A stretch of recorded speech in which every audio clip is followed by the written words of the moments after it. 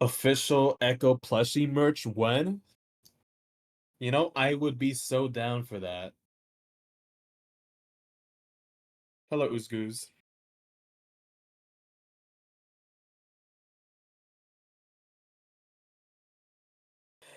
Oh, hello, Ed. This time you made it in time. I'm gonna invite you to the stage now.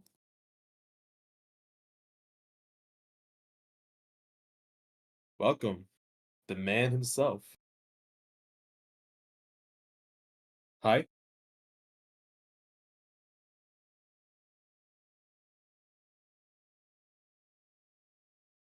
Hello.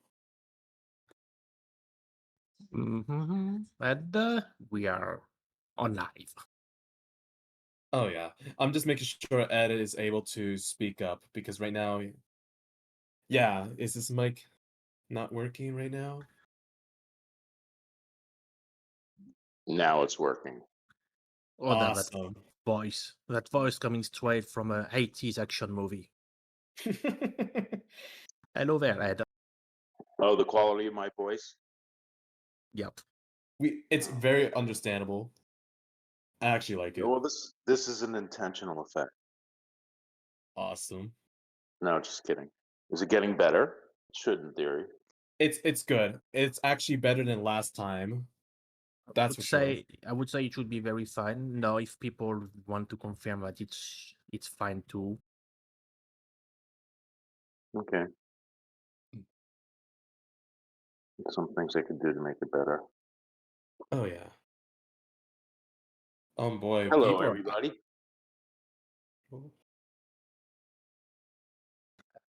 Hello, everybody, and welcome to this new Q&A session with Ed himself. Thanks for coming, everybody. We are I 31. 31. That's a good start. So the first thing I wanted to say was thank you for coming. That wasn't actually the first thing I wanted to say. I thought of that as I was composing this sentence now. But the first thing I actually wanted to say was I'm going to try to do this every Friday from now on. Ooh. Even though even if only two of you show up, that's fine. I'm a big believer in consistency. And the things you do every day have the biggest impact on the world, not the big things you do once in a while. So every Friday, without fail, I'll be here, probably with a muted mic and my flashlight on my phone. But I'll be here. So you can count on it. Not that you really need to count on me being here, but if you wanted to come hear me, then yeah, you're counting on me being here. And I'm telling you every Friday at noon. Yeah, okay. Here we The go. other thing that why that's good for me is it's like when Monday rolls around, they're like, what am I going to talk about on Friday? And that'll help me be productive because I'll want to say this week we hit a milestone or we did something fun that we want to share. So it'll help incentivize my work. So thank you in advance for that. I think this particular talk is worthy of existence because there's a lot going on in the world of Ecco the Dolphin that I think is straight up interesting. Now I realize I'm completely biased, and but seriously, there's a lot of interesting things about dolphins. A lot of interesting things about game development, especially in a contemporary context, and a lot of very interesting things, working with Sega, working in the game development business, being a video game designer, or being a video game artist or programmer. There's a lot here that is interesting. and intrinsically interesting things deserve to be shared. And that's where I land in this every Friday dev chat at noon from now until eternity. Ecco So who am I Podcast. talking to? Is this Adrian or Gordon? I'm Adrian. And Hi, I'm Gordon. Adrian. Hi. You guys sound exactly alike. Was that a Really? joke? Go on. Oh, damn. Well, thank you, gentlemen, for hooking me up with this ability. I still have a lot to learn about this chord. Oh, no worries. We will guide you every But you step guys of the way. Oh, jeez, music to my ear. We are glad to help.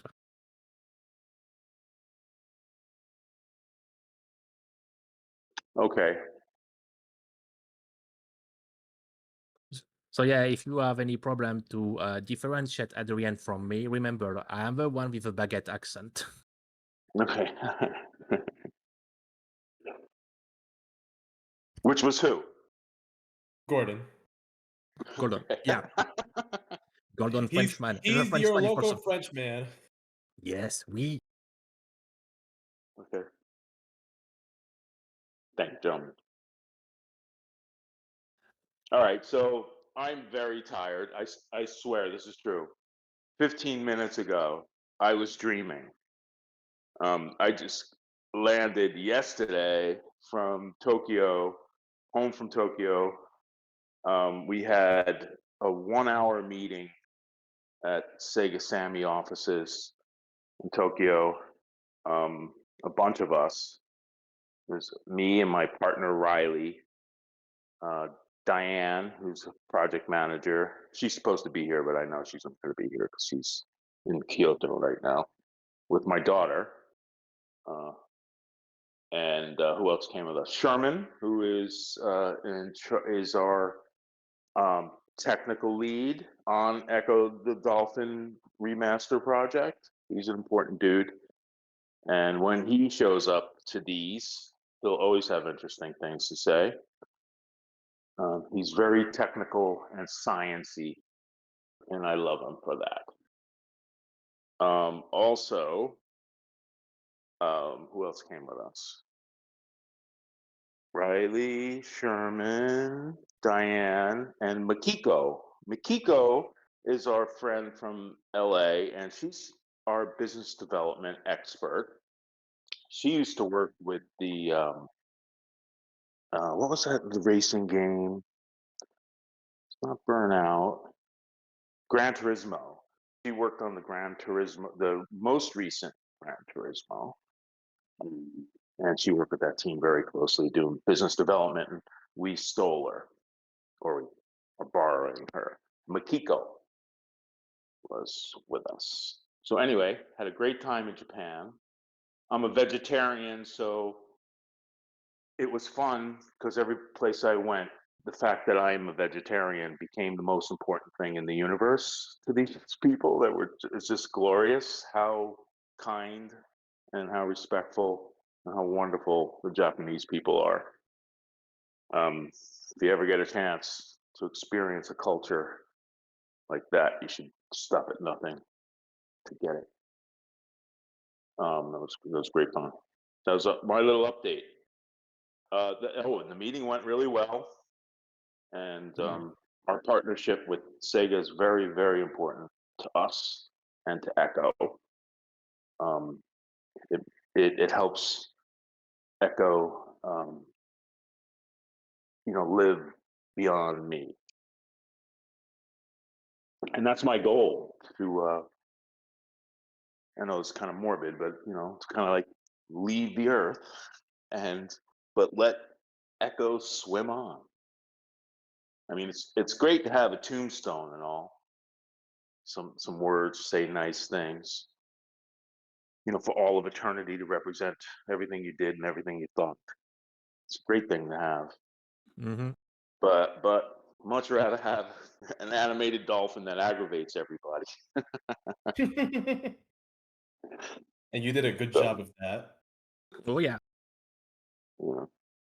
Isn't it funny? Like I remember Tom Kalinske said, you know, if it was a little easier, it would have sold a lot more. And you know, that's a very straight up good point. um, but it's funny how the fact that the game is so hard. I mean, we are still talking about it, and maybe it helped ultimately.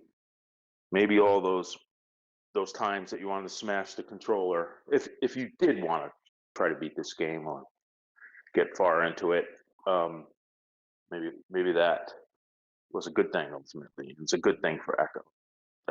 I made it so goddamn hard. I don't know. What do you think? Since you're talking to me, Adrian. Oh, I was like, oh, honestly, it's a good way because I remember back then you did it as a way to prevent people from sending the game back to the blockbusters and such rentals, and that was like Yeah. very smart. You want people to actually be invested in the game, and that's like, wow. Yep. But I always appreciate the underwater world and the life that lives in it. But obviously, making it too easy also kind of kills the fun. You need a bit of a challenge. I agree. Oh. I truly love the fact that the game was hard. When I first tried to play it, it was the hardest game I've ever played, but yet the universe, the immersion, the graphics, the beautiful music, the atmosphere. I was very, very, very sensitive to the atmosphere because I thought it fascinating. Echo actually awoke a lot of things in me back then, but I still love today. It's the roots of a lot of things I love today: science fiction, space, dolphins, sea, angst and stuff like this, and Lovecraftian stuff too. And it was a very life-changing game for me and for a lot of people. That's why the community has been very, very active to preserve Echo's legacy through the years because we love that game.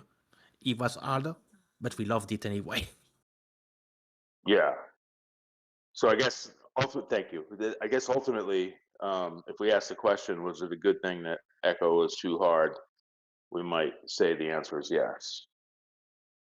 So It was a good that's training. very It was a good training for us because later came Dark Souls and we were like, we don't fear Dark Souls. We play Echo the Or Dolphin. Hollow Knight. Or Hollow Knight. Oh god. Yeah, I'm stuck in Hollow Knight, but I don't. It's not based on any kind of kinetic skill. I just have no idea what to do. I'm like totally stuck.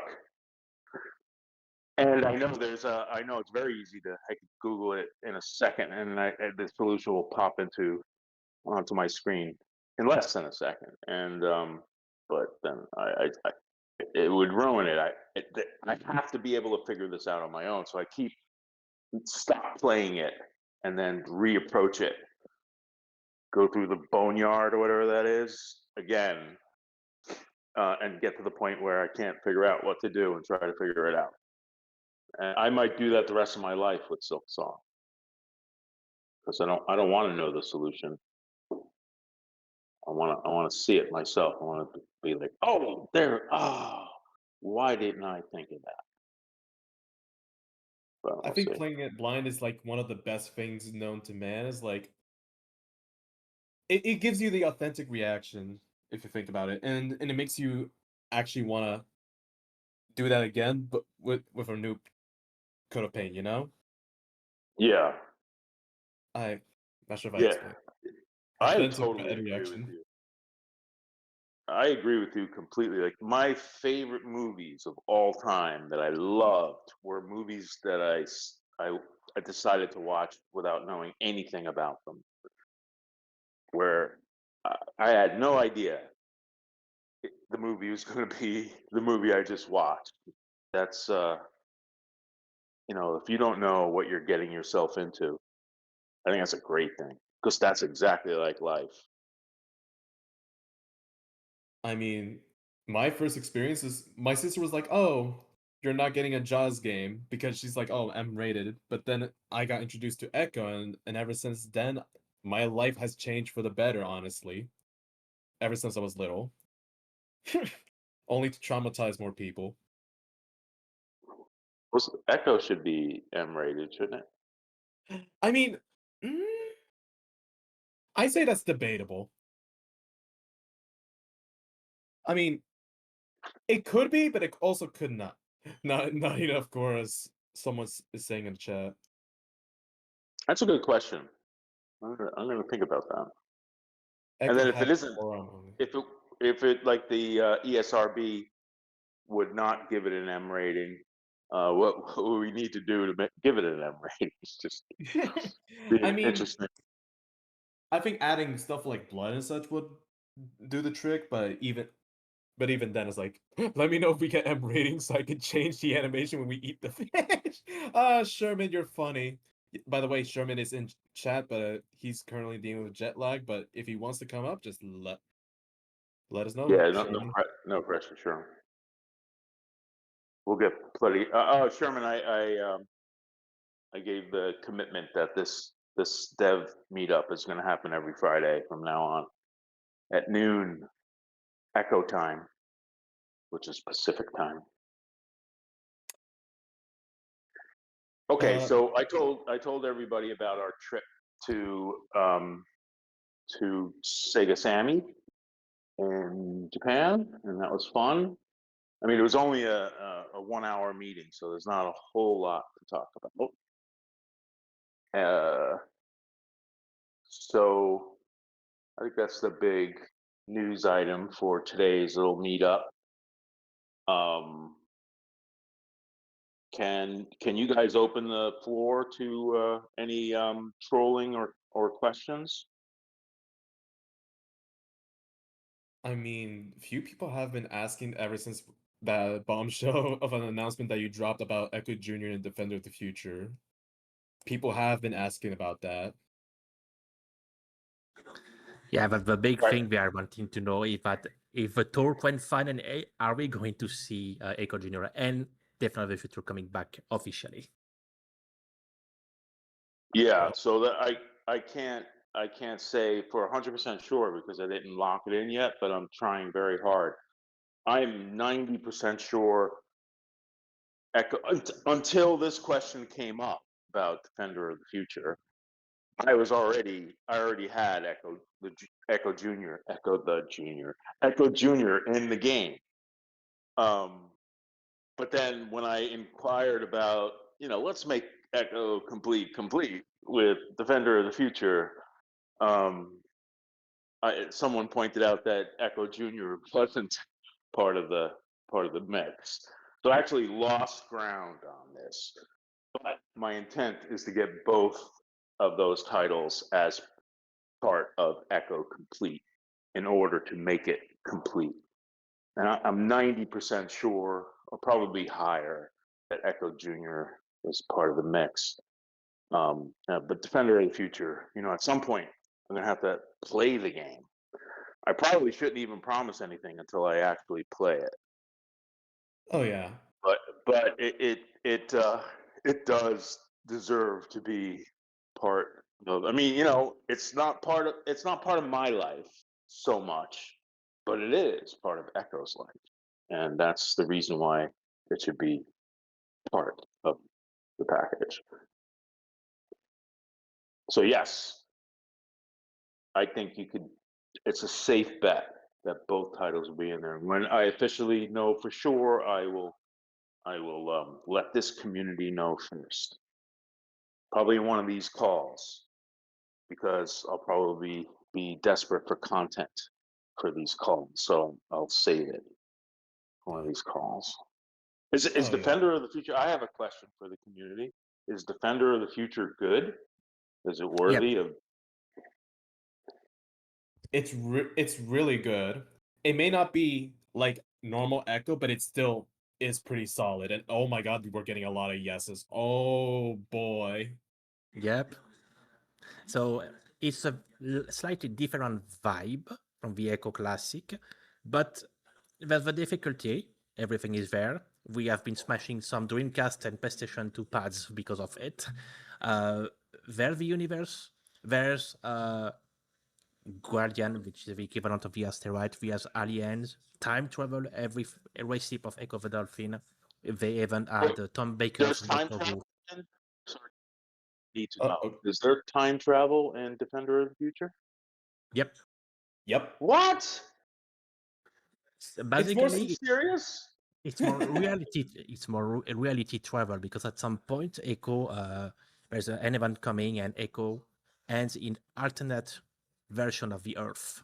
So there's a present. You start in the present day, and then at some point we'll end into a first alternate version of the Earth, and another one, and then another one until you finally fix everything.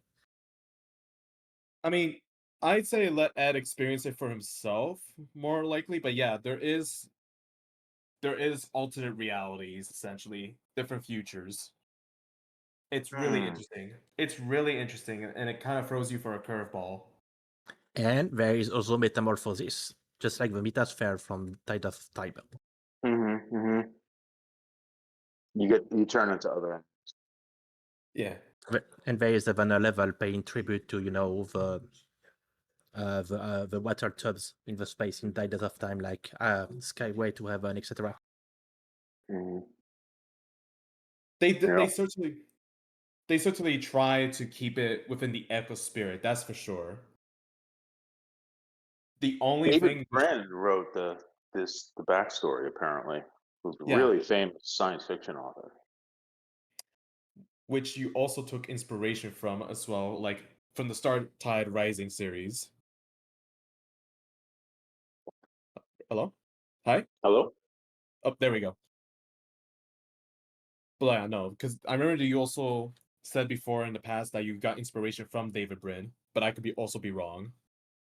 No, I didn't discover David Brin until after. It was that Sky Tide Rising book cover. Oh, the Star. I know it's the Uplift series. Yeah, the Uplift I series. think I did read a little of it.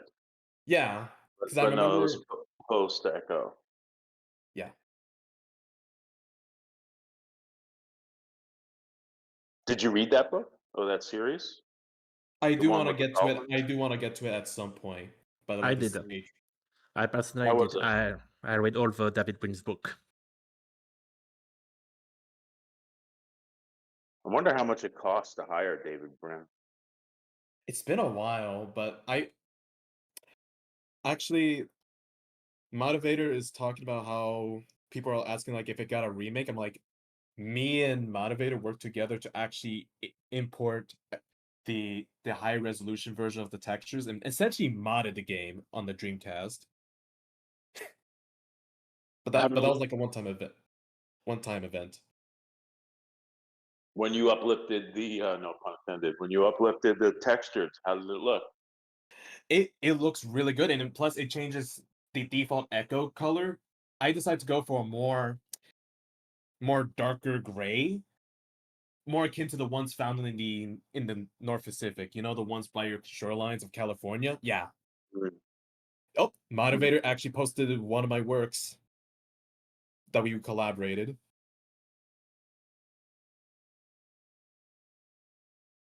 Nice. It's in the amphitheater chat.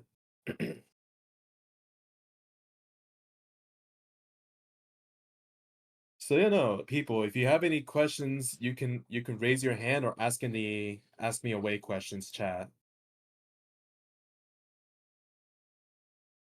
Yep. We are See. officially opening the live voice question. Okay. You don't have to be polite. Oh, of course. Of course. First one Okay. coming up I will. is Nsocool. It's nice to have you again as usual.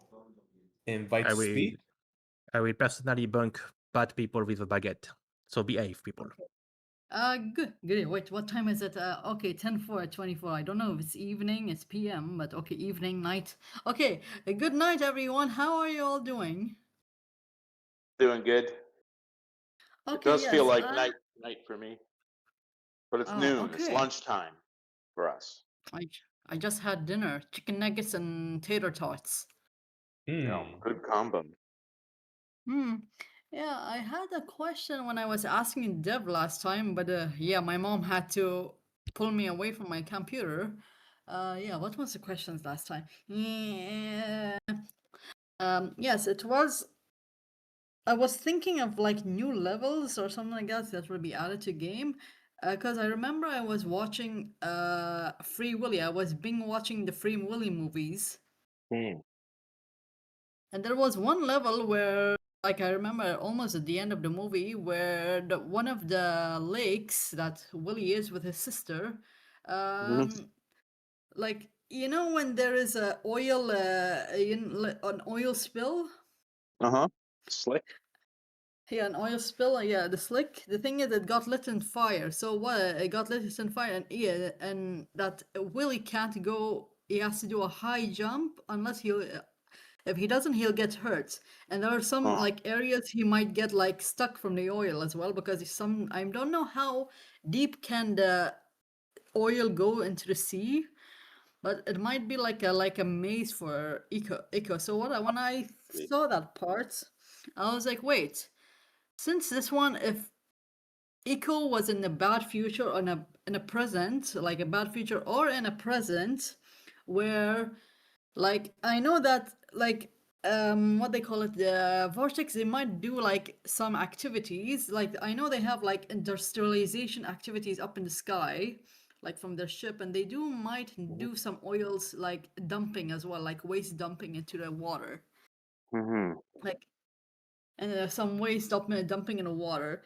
And that's what, of course, Eco has to find a way through the water, like to navigate through the water or through the sea to find like areas that he needs to. Mm-hmm. I don't know how to explain it. Like find his way, but also if Yeah. Maze of oil. the maze That's of what you're oil. thinking? Yeah.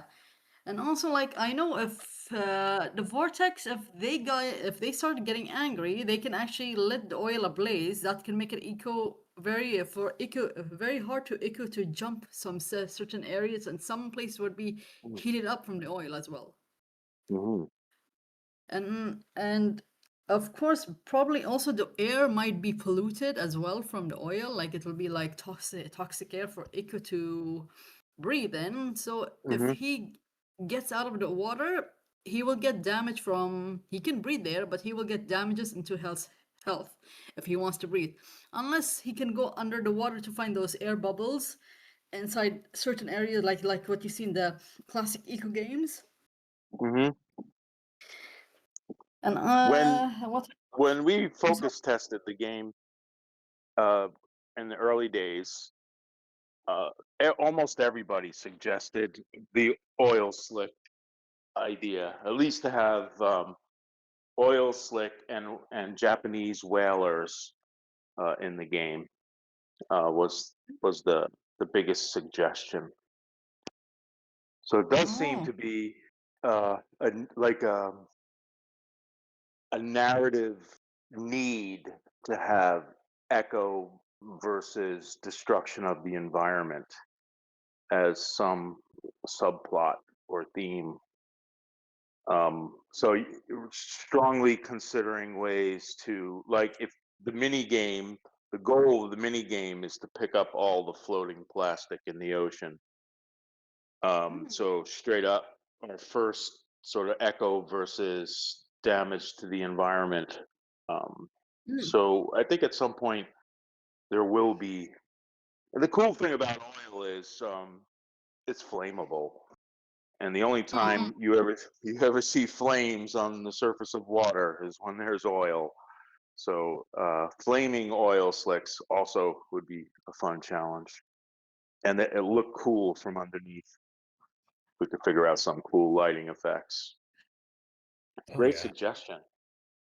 There was one also like in case like I know because this is like a global warning due to industrialization operations from the vortex, and of course they would destroy some lands areas. So of course the air will be polluted as well. From it will be less oxygen. Like there is oxygen, but the air will be toxic as well. There's going to be a lot of acid rain as well. Mm-hmm. It's going to be a And shit storm. yeah, like not literally a poop storm, but yeah, it's gonna be a horrible storm.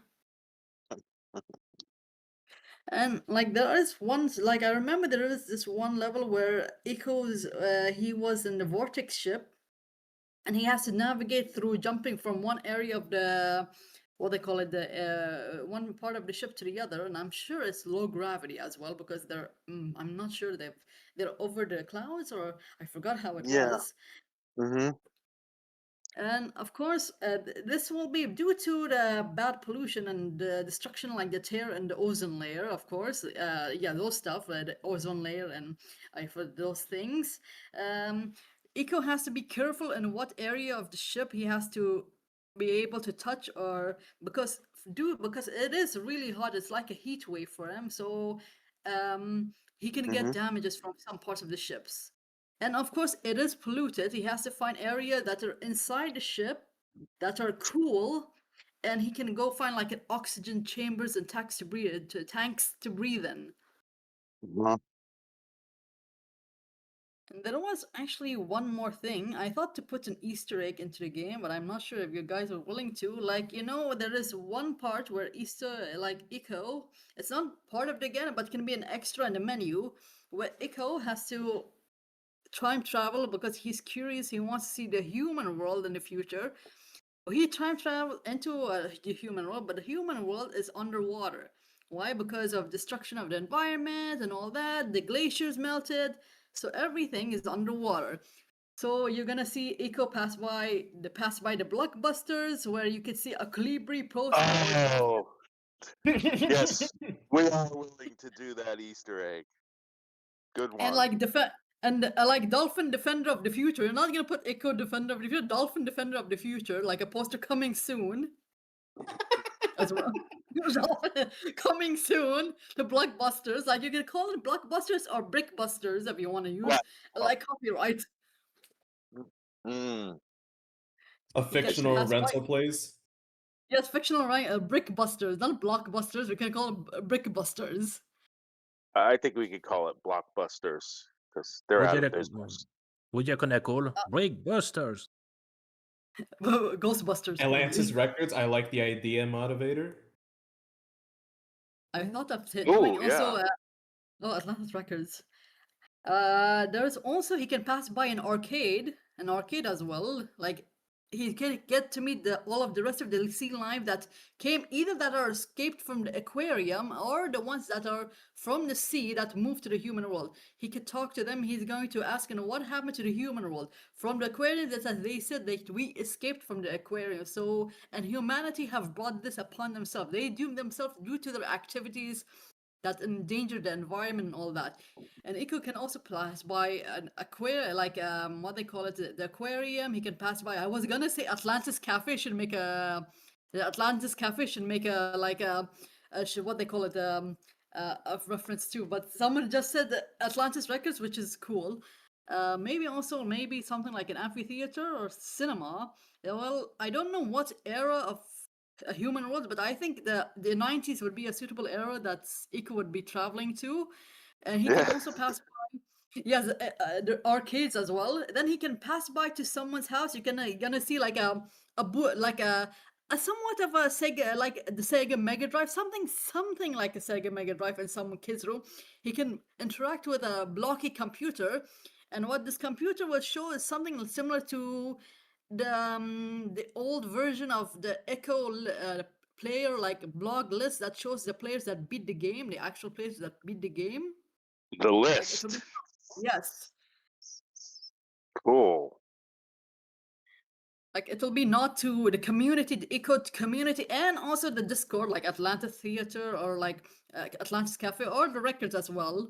And also it'll be a nod to anything that's the 90s, like the blockbusters, like what you said, because you just referenced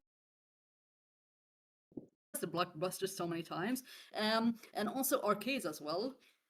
And then I don't know how he will get back to his present future. Maybe he has to do something, and he was curious. But then he said that he doesn't like the human future. He gets back to it his own time. I love that you say he was curious. I think curiosity is a great motivator in any context. Like, what's in the box? Don't open it. Yes, great ideas. Thank you for that. Who's talking, Annie? Is this Anna? No, this is Nsocool. Nsocool. Anna's my cool? friend. Oh, Yeah. oh, I'm having trouble without looking at my screen. I shouldn't No, count on the sound of people's voices. no, Great no idea. worries. Anna's. That's cool. Oh, you're welcome. You're welcome. I'm the one from Bahrain. Last time I remember I talked to you and you said you went to one of the countries in the Middle East. Yeah. Oh, from Bahrain. Yes. Yeah. Well, Are you there? Are you there at the moment? Yes, I am there at the moment. Uh-huh. but yeah, So we kind of went a little over time because like I'm sorry.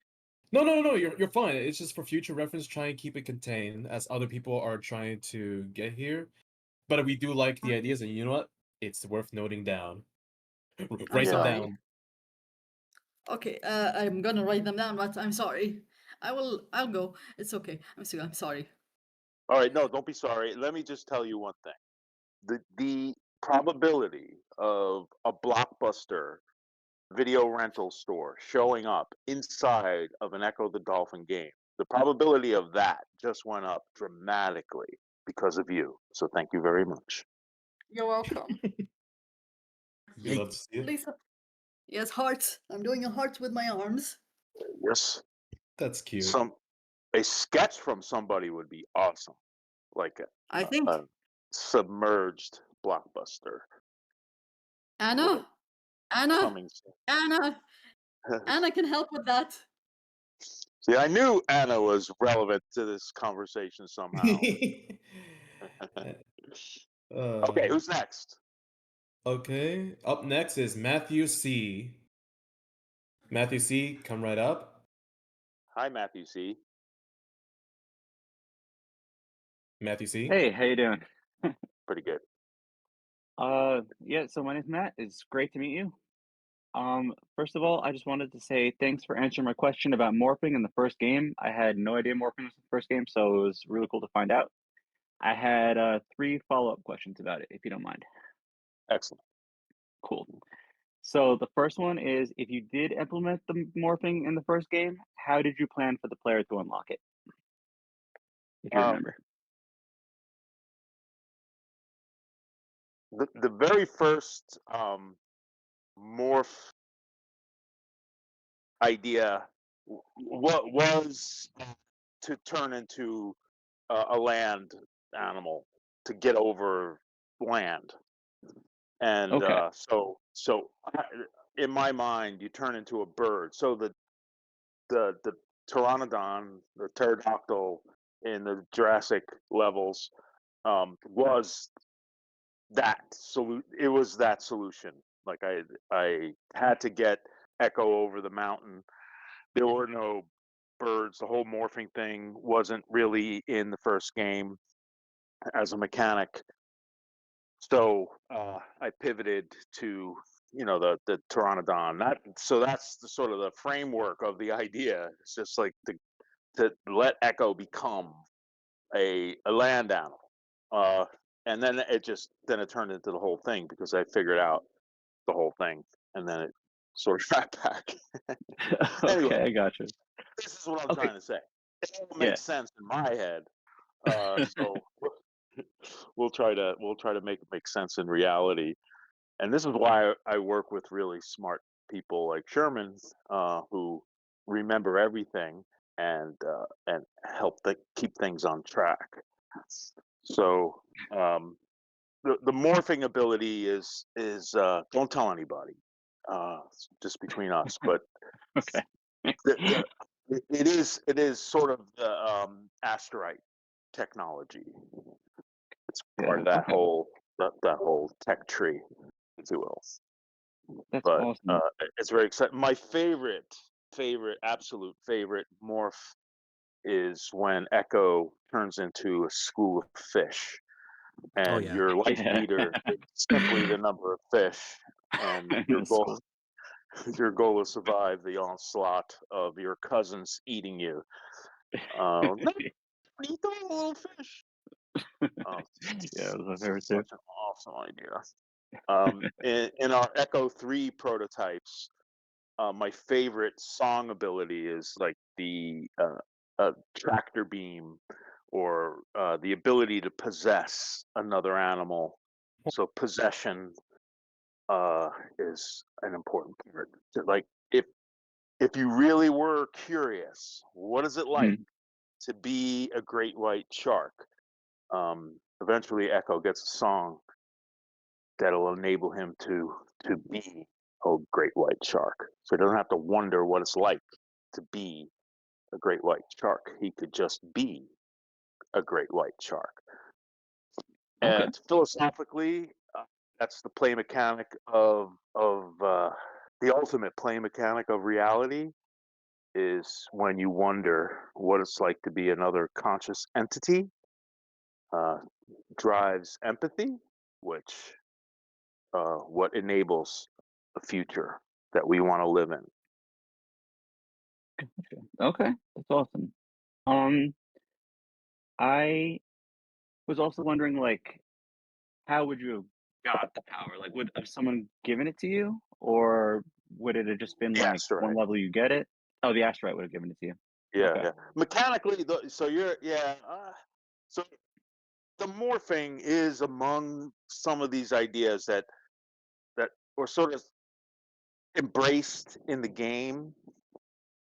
Like this morphing ability isn't really structurally embedded yet. It's sort of like, here's the idea, make it work, and then like sort of backfill how it all fits structurally. Now, I'm not, because once it works, in my head narratively, okay, I have it settled where it fits, and like where the technology. That's, for some reason, it has to make sense, plausible technology in my mind, in order for it to become part of the thing. So, but then everything else is optional. Is it, where does it come from narratively, or all that stuff there's wiggle room. But once the mechanics are figured out, then it's wired in nicely, with all the thoughts and all the decisions I made. Then it feels right. Okay. There's lots of ideas that work for an underwater game like this. Like all the suggestions of scuba divers with harpoons are almost cliche, because it's like, oh, it's an underwater game and you're a dolphin, so Japanese whalers would be a very good enemy. So there are lots of narrative pressures that guide decisions that we have as humans, and that we all grew up with assumptions about dolphins, happy little go lucky dolphins in the sea that make these sounds that actually is from a bird. But the sound effects people in Hollywood use that sound so much, we think dolphins actually sound that way. So we have these assumptions in our heads about these about what the world is like from the point of view of a dolphin, which is awesome. That means people are thinking about what it's like to live in the ocean. This is what we want. We want this sort of. So I pick and choose, what works and how to put things in the game that surprise us, but also sort of fill an expectation. So I will pick and choose these ideas and embrace them in the most interesting ways I could come up with. That's my commitment. I don't even know what I'm talking about anymore. So was there a question? Yeah, it's a question. I think you answered it. Thanks, Matt. Okay. Second one is Anything you want to see in a morph context? in a morph context. Yeah, I mean, Vortex was a really cool one. Honestly, anything, just being a 90s kid, I feel like the biggest request I would have is like a super secret boss that's harder than the final boss. I feel like I'm always a sucker for that. Yeah, sure. So wait. You're saying make the game harder? Yeah, Okay. not even joking. Okay, thanks everybody. I'll just run with that. Yeah, if there's like a super secret boss, like a wall that you're like not supposed to, or like don't normally go through, and then like there's something crazy at the end. I love stuff like that. So yeah, just coming from the Sega days. That would be fun. Yeah. Uh, Okay. So my second question, if that's all right, Yep. One more. is if okay, if you would have used the power up in the first one, would it have been like a button combo, or would it have been morphing orbs like in the sequel? Yeah, great question. If I had the time, it Mhm. would have been some sort of move, like a Okay. special move, like so that you invoke it through a kinetic action that you could Awesome. memorize, like double tap something or some Okay. kind of combo. So it becomes part of his mechanic. That That'd be would really be the cool. first desire, but then it'll end up you have to find the thing that you collide with, and then it invokes the metamorphosis.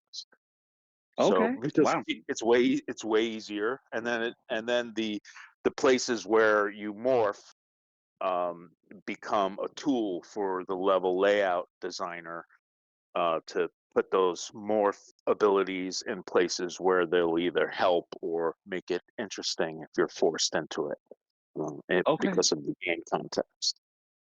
Yeah, that makes Uh, perfect sense. Otherwise, you could turn into a shark anytime and then not have to surface for breath.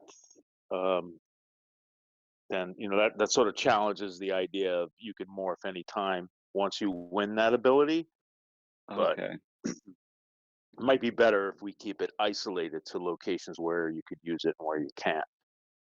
Oh, So that's my thinking about it. But the overall, I keep saying this whole what is it like to be something else?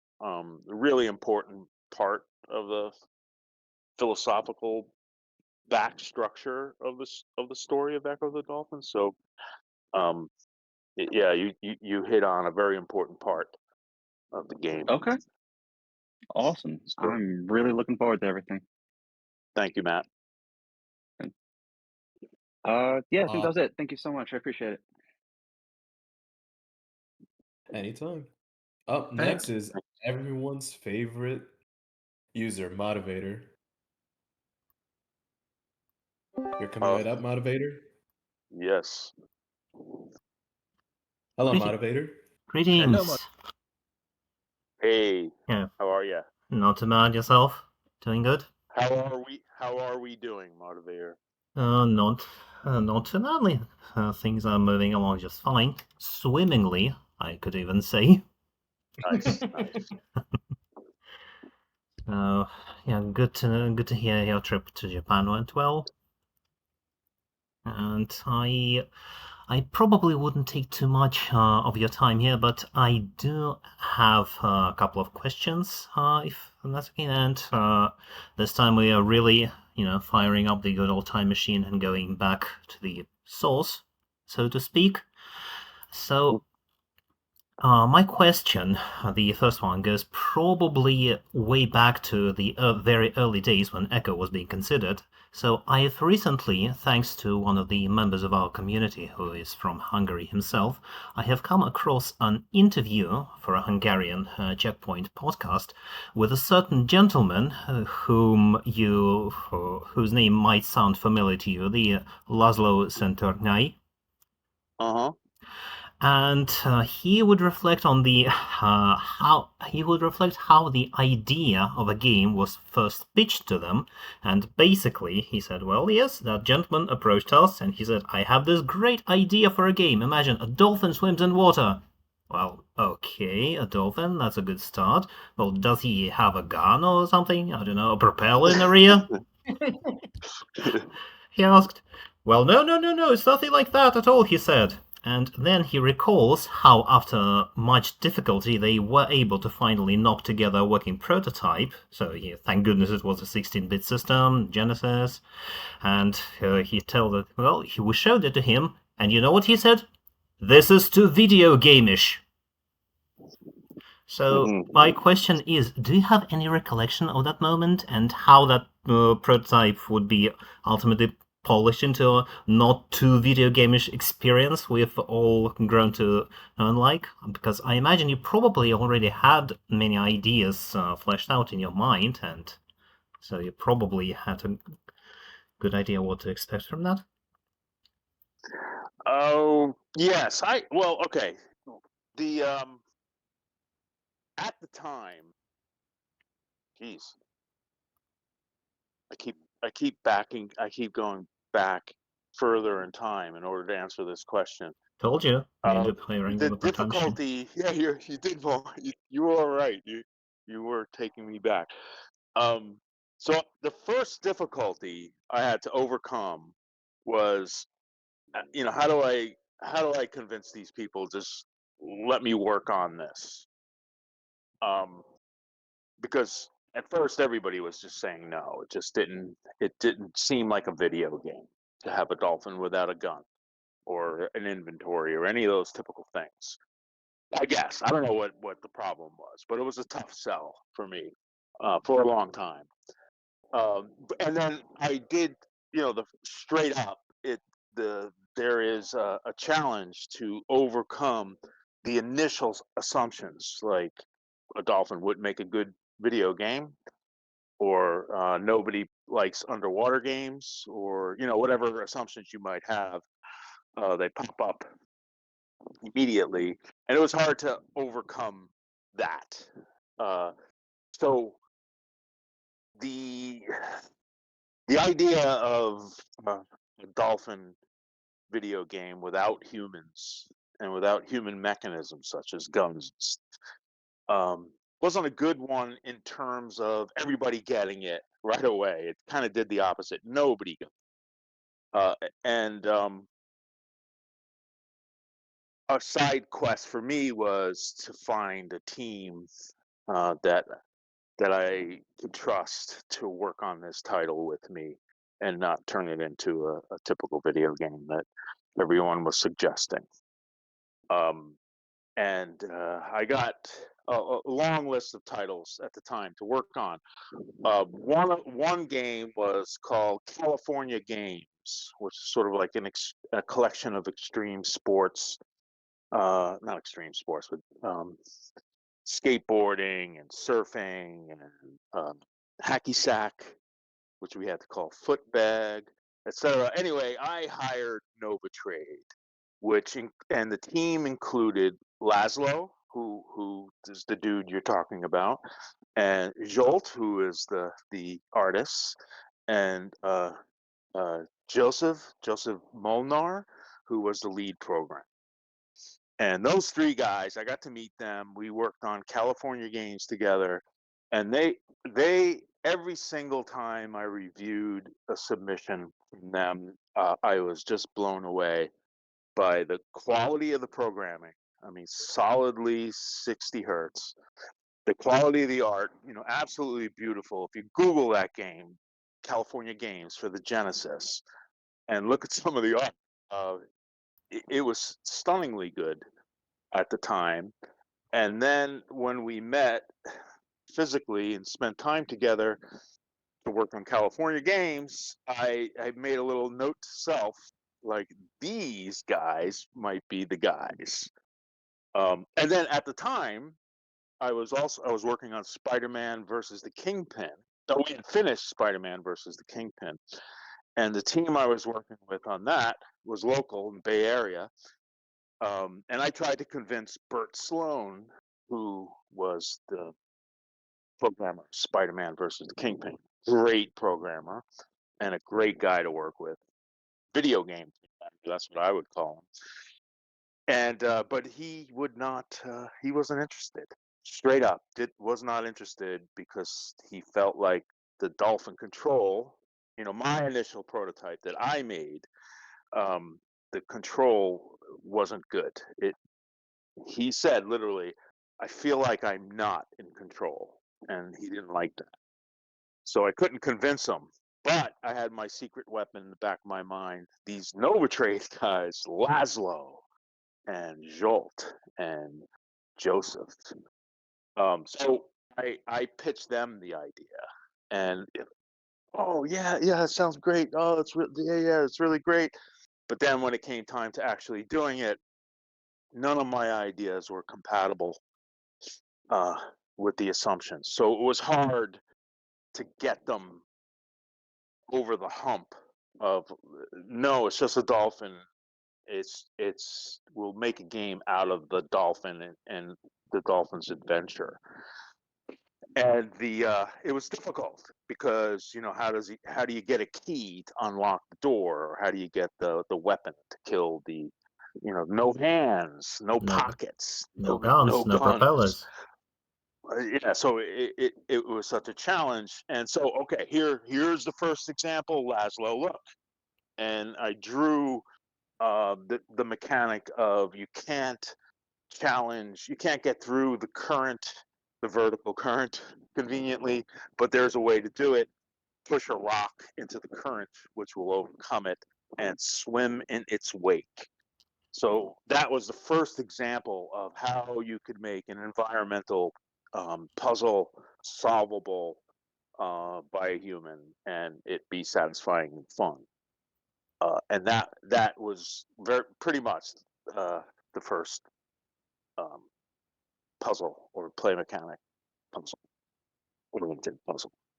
And then I think after that, my goal of making the game the way it is got a little bit easier, because then everybody started to think about, all right, how do we make this work in Annunziata's crazy film and not add the sort of cliche things to steer the game into mediocrity, if you know what I mean, what I'm trying to say. Absolutely. So Laszlo, I think Laszlo was from Laszlo's point of view, it was Ed coming up to him with his idea, promising him a glorious future if he just listened to Ed. Eventually I won that argument, but it was it took a while, and I had to lead by example. But in the end, it all worked out. Absolutely, that's great. Thank you very much for sharing that. I wasn't aware that you coded some of the early Ecco prototypes. So did you do that on the 68000 already? No, I all my prototypes was in Macromedia Director. Oh, which was like a Flash precursor. I don't know how old you are, but it was on the Mac. My job interview at Sega, I brought my Mac and I showed my demo, and that's when I got in my interview. I got the first rejection for the Dolphin game. oh dear. It's a good thing that you persevered. Which gave me a chance to swing at the ball one more time, or 10 more times. It's a great thing that you persevered and made the idea happen, and you had Novatrade to help you along. Yeah. Okay, so the second question, I think we can move past that because I don't want to take up everybody else's time. But actually, what was discussed just earlier, the power-ups, the kinetic actions and such, I think of other games that I could personally suggest you could try playing is Aquaria. It's a 2013 basically action-adventure game, underwater adventure game, and its creators, well, they make it no secret that it was very heavily inspired by Ecco, albeit you play as a mermaid, obviously, because maybe they didn't want to. But the way you play Aquaria is you learn new songs, and you have to sing them by the controls. So. Oh, I see. Yeah. So the controls are like a musical instrument at that point. You could compose the songs live, manipulating the controller. yes, exactly. So like an action wheel that keeps having more points added to it, and more notes, so to speak, and as you go along, the songs become progressively more complicated. But obviously, they become stronger as well. Well, Aquaria? Is that what it's called? Aquaria, yes, it's a 2013 game. It's a cool word too. Very much so. And yes, I'll check it out. Thanks for the suggestion. You're most welcome.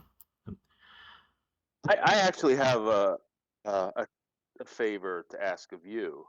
Can you double check our music to make sure we're right about everything, especially the 8-bit tracks?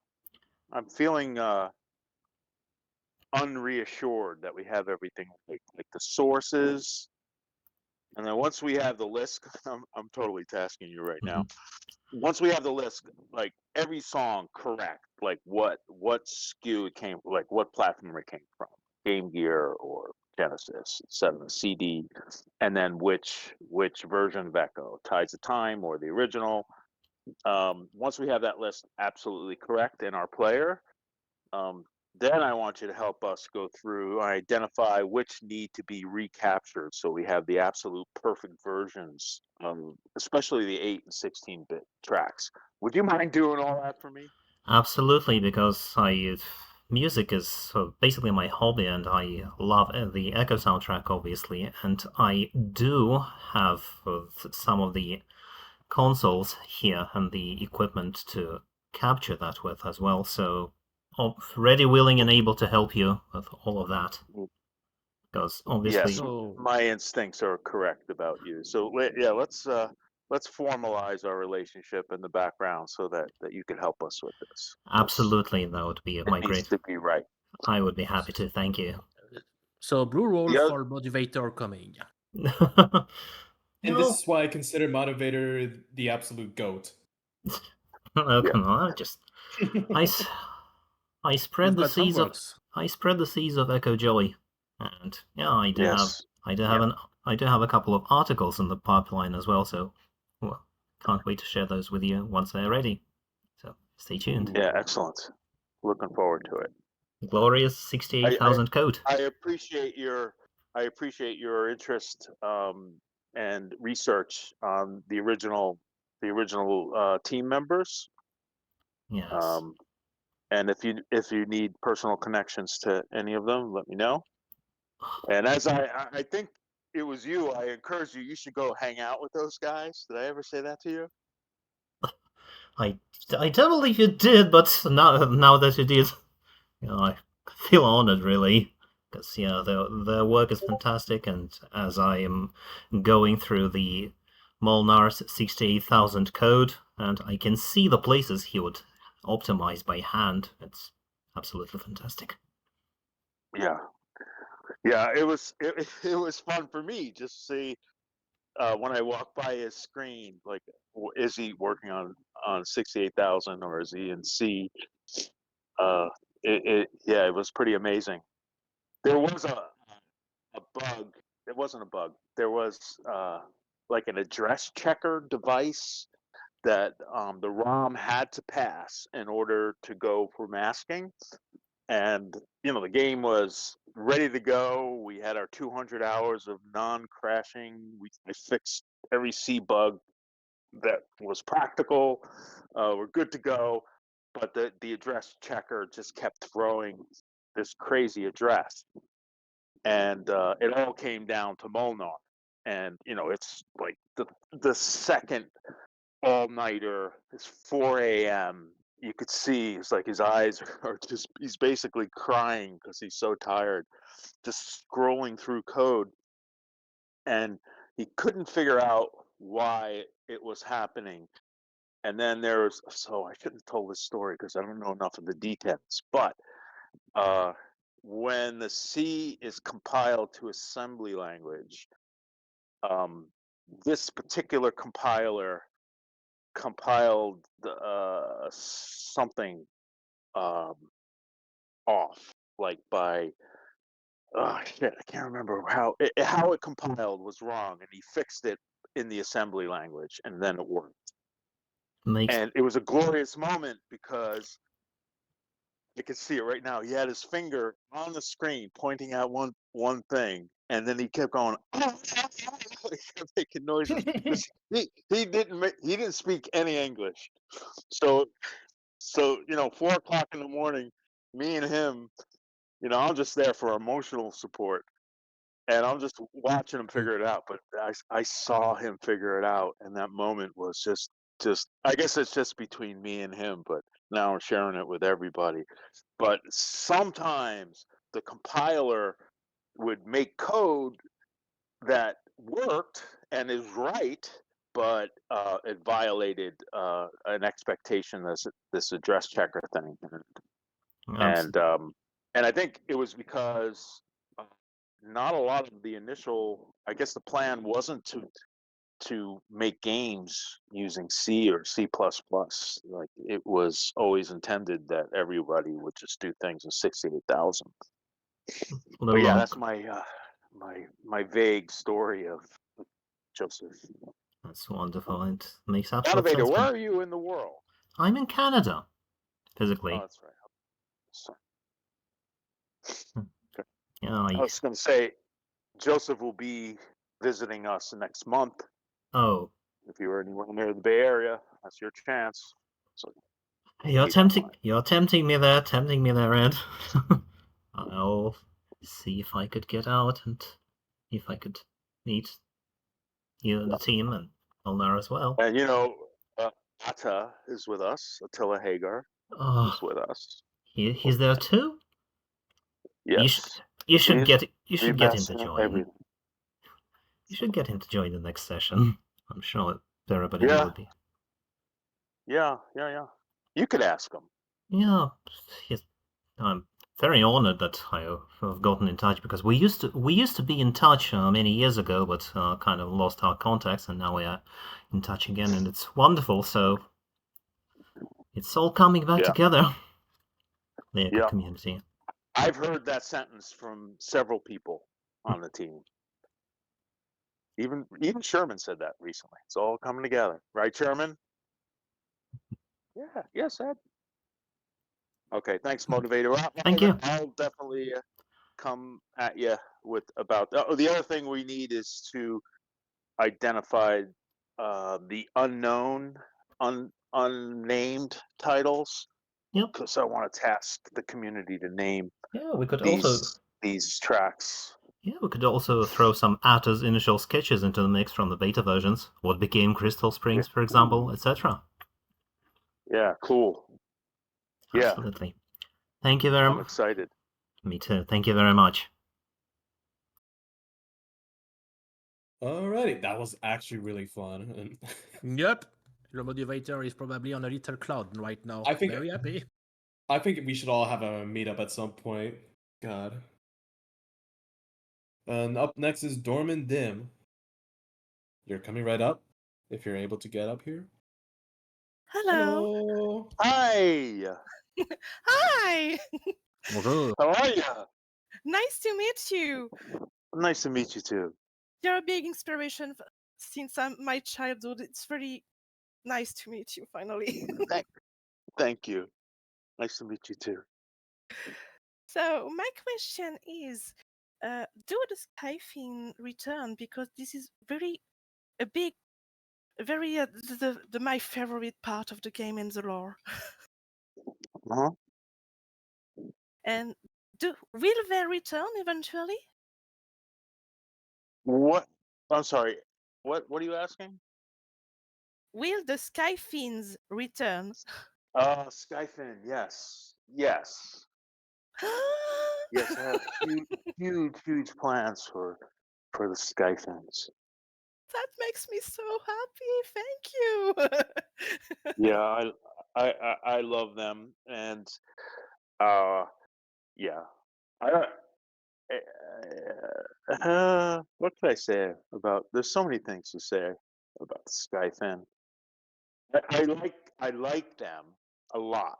obviously, because of the inspiration and how cool they are mechanically, and what they represent.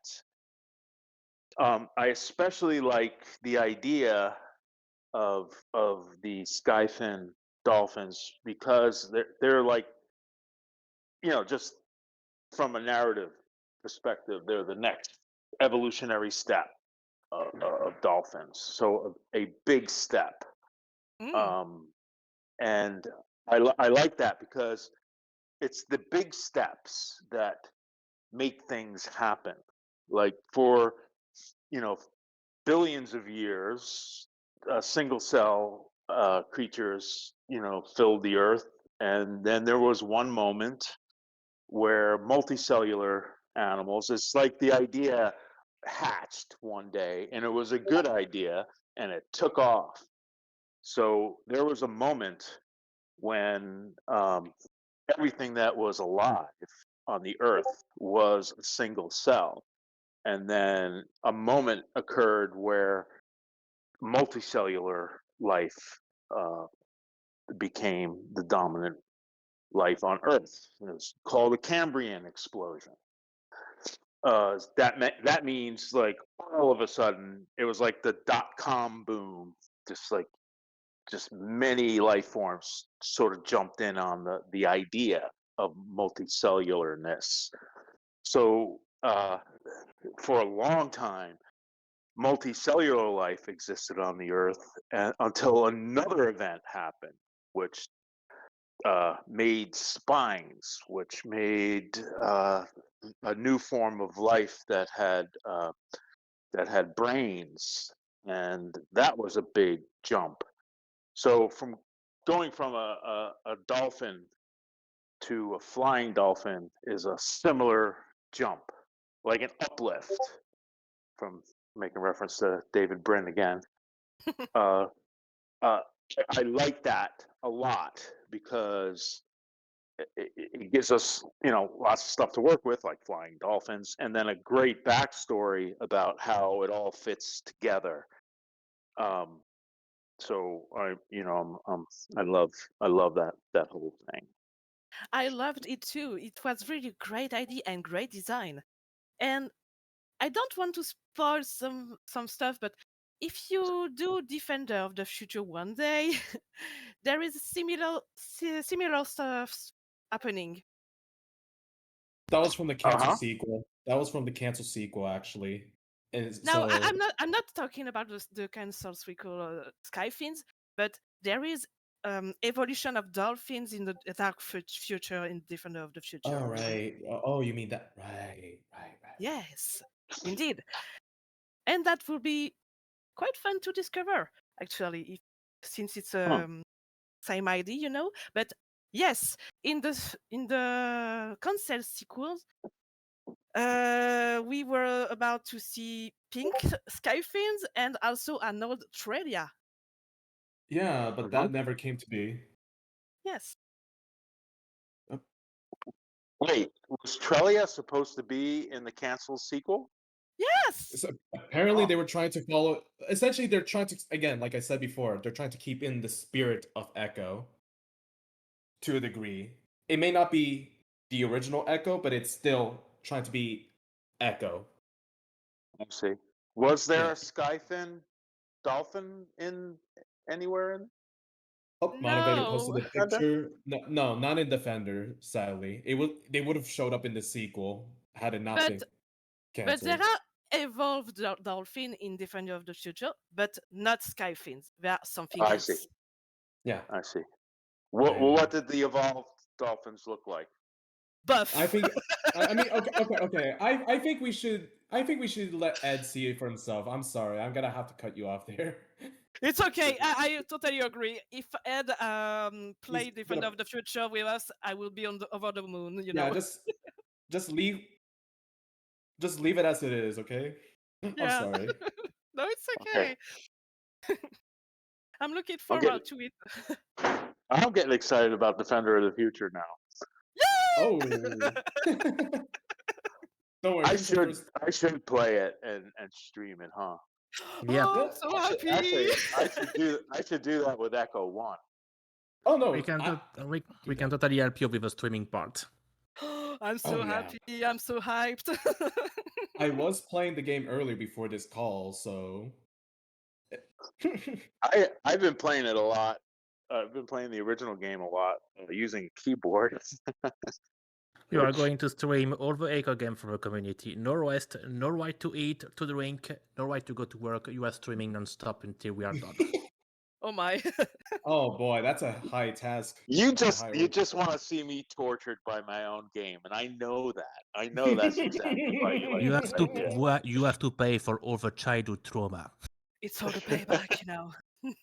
You might as well. Yeah, But anyway, thank you for the Sky things, thank you for Echo, and thank you for Australia, because it's really big fun. yeah, cool. Thanks. I will leave the rest of the time for the others. Thank you very much. Everyone's Bye very bye. approving of the Bye. idea. Thank you so much, Dormin. You're welcome. Oh no! Oops. Rude. I kind of got a little too excited, but no, everyone loves the idea of you playing all the games, Ed. Oh my. Yes, and Ed? like we All right. said, we can help you with the technical part of the streaming. It's not Oh, very yeah. hard to stream on Discord. We can try to take some time to settle this if you wish. Oh yeah, we could Okay. do it in a private VC, and we could just sort everything out there, and then we could finally do it in the public voice chat. Okay, good. We could do a practice run, you're saying. Yeah. Pretty much. Yeah. All right. Yeah, we'll work on that. Okay, and then up next is Etienne.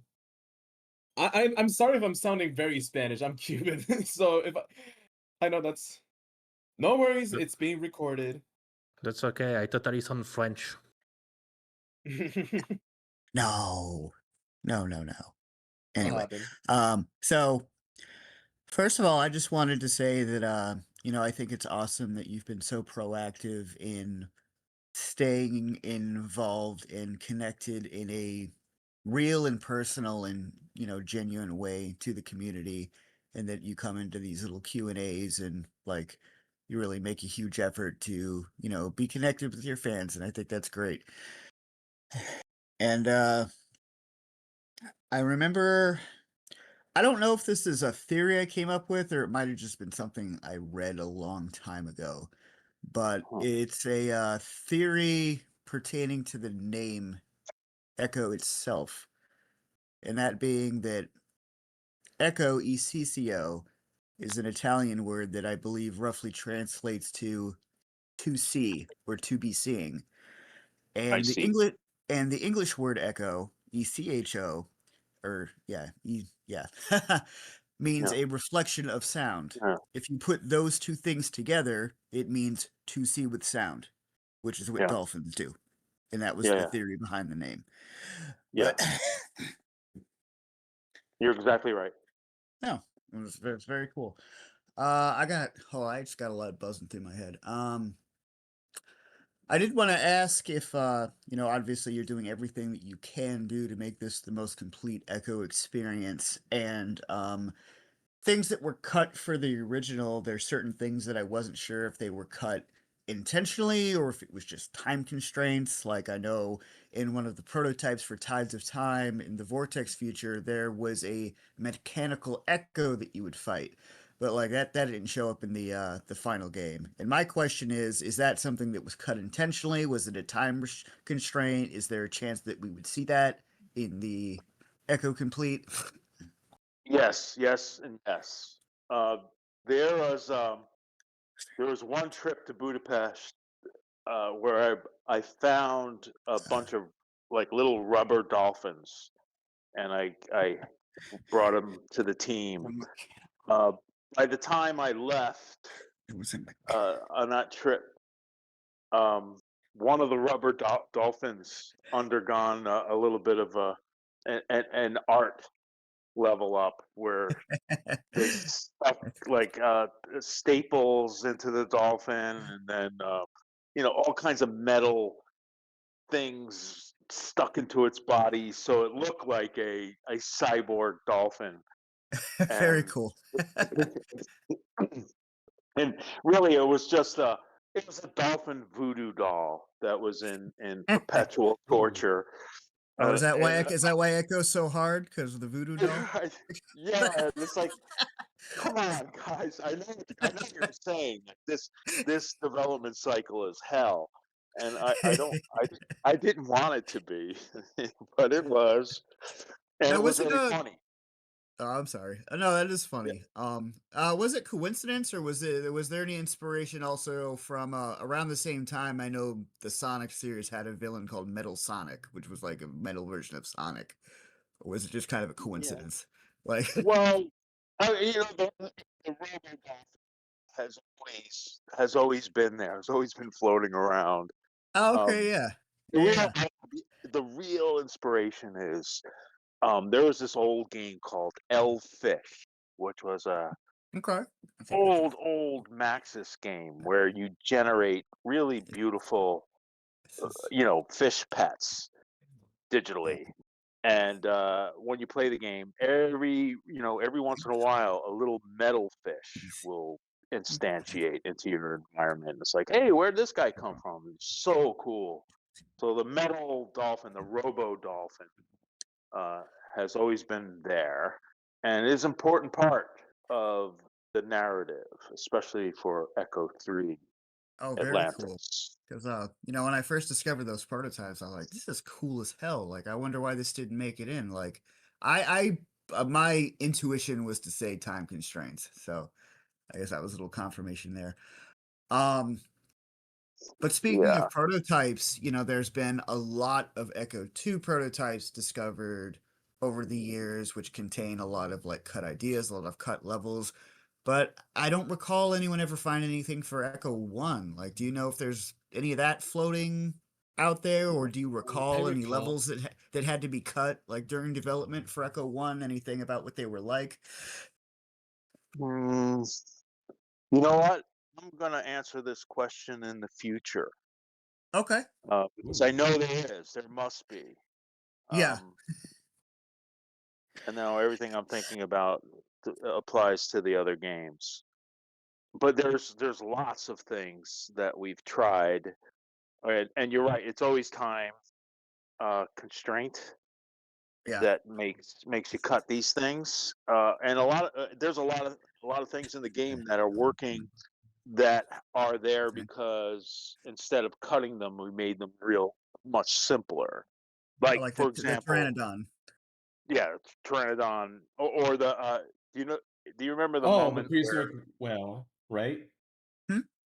You're referring to the prehistoric whale, or The right now?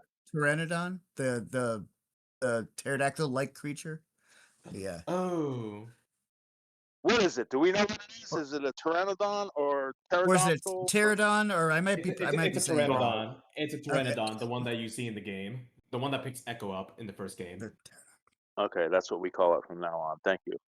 Yeah. All right. So, All right. so what I'm thinking of, like there was a moment that I really didn't want to lose, but I was going to cut because of time constraints, like you're saying, Yeah. but we were able to filter it down to just a moment, which is when you somewhere in the middle of Tides of Time, a dolphin will stop you from going forward, and he'll Yeah. say, "Give me a It's like- fish."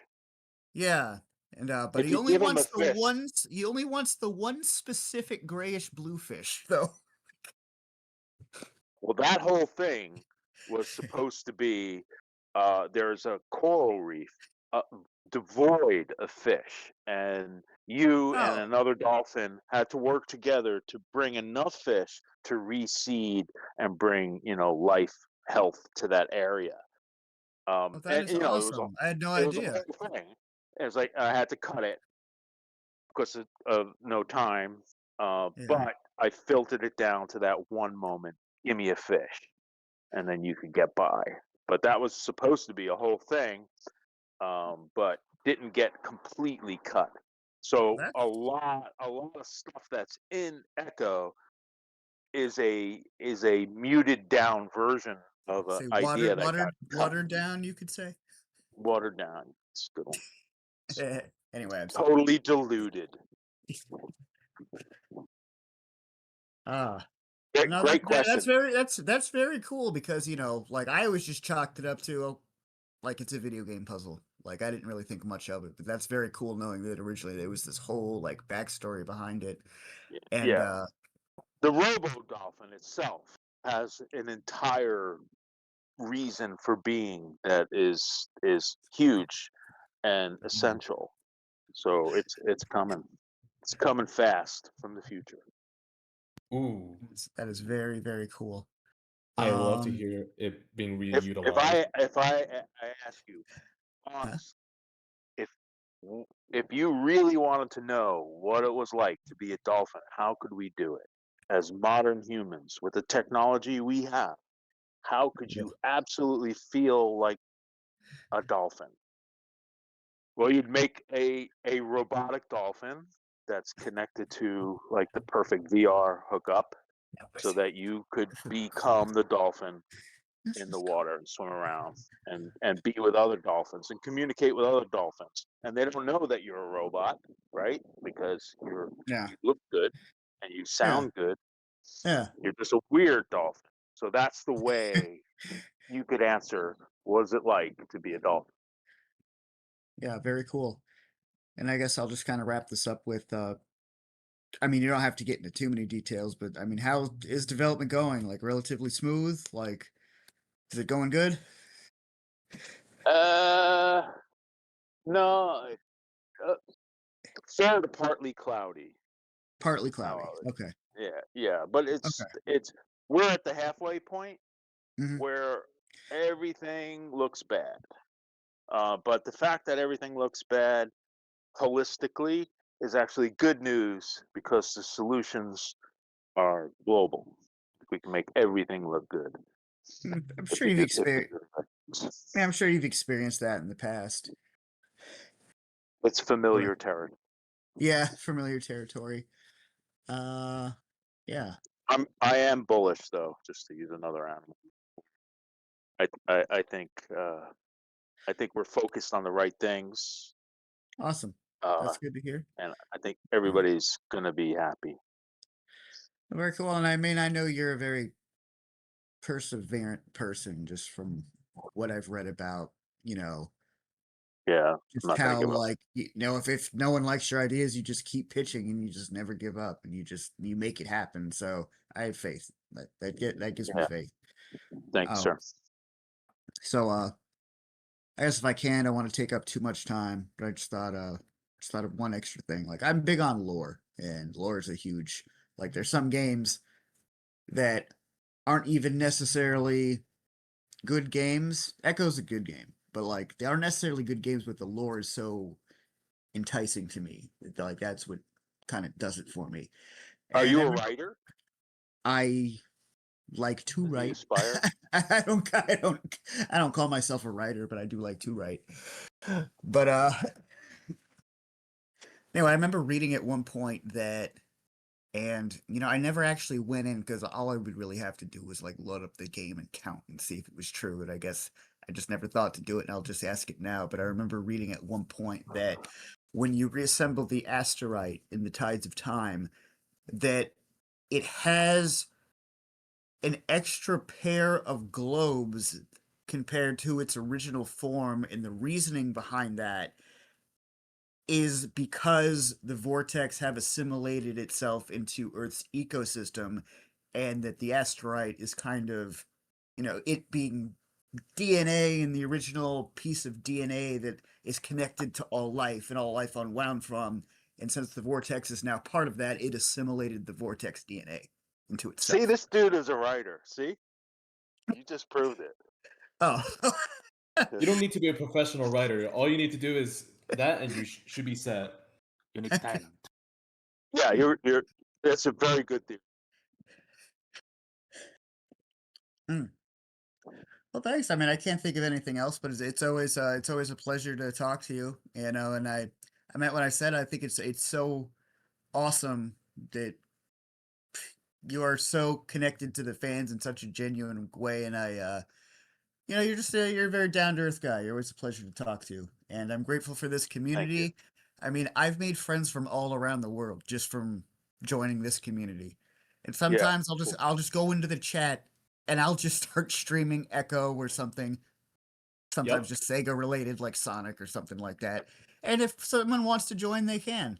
And usually when that happens, we start out just talking about the game and that turns into other stuff, and I just end up meeting friends, and I've made like 10 friends from all around the world. Like, I think it's awesome. I'm really grateful for not only you and your team, but this whole community as a whole. And I guess I'll just end it on that. All right, thanks so much. And we will talk again very soon, Entendre. As usual. Thank you so much. On to the audience. Up next is Anna. We love Anna. Yay. Come on, Anna. Hi, Anna. Hello, guys. Hi, Anna. Ed. Hey, Anna. Hi again. Hello, the artist herself. Welcome back. Yes. How are you doing? It's kind of late for me, but I'm just gonna try to do it quickly. But I want to know, how are you doing first? Because I never asked that. Doing well. I'm doing well, thank you. That's good. I'm glad about that. So I have a few questions. First question will be about my partner friend that I work with, which is Sean, the one guy that is working on his own game. And he missed the interview last time, so I want him to ask you that, because he really wants to know, because he couldn't join today. So I'm just gonna read you out loud what he told me to ask you, and I'm just gonna text him later. Or Adrian is recording, so the record will be no worries. on it. All right. So he wrote me to ask you, so Ed, if you are familiar with Jurassic Park, they come up with weird and unique ways to make the dinosaur sounds. I'm wondering what you did to get the sounds for all the animals in the game. Where was there a process of was it more random, or was it actual animal sounds? That's what he asked me to just, clarify, because he's very curious about it. I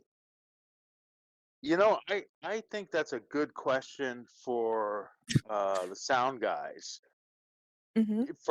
I think it was completely random, and I think they're just random cool FM sounds that seem to make sense, and we just assigned them based on that.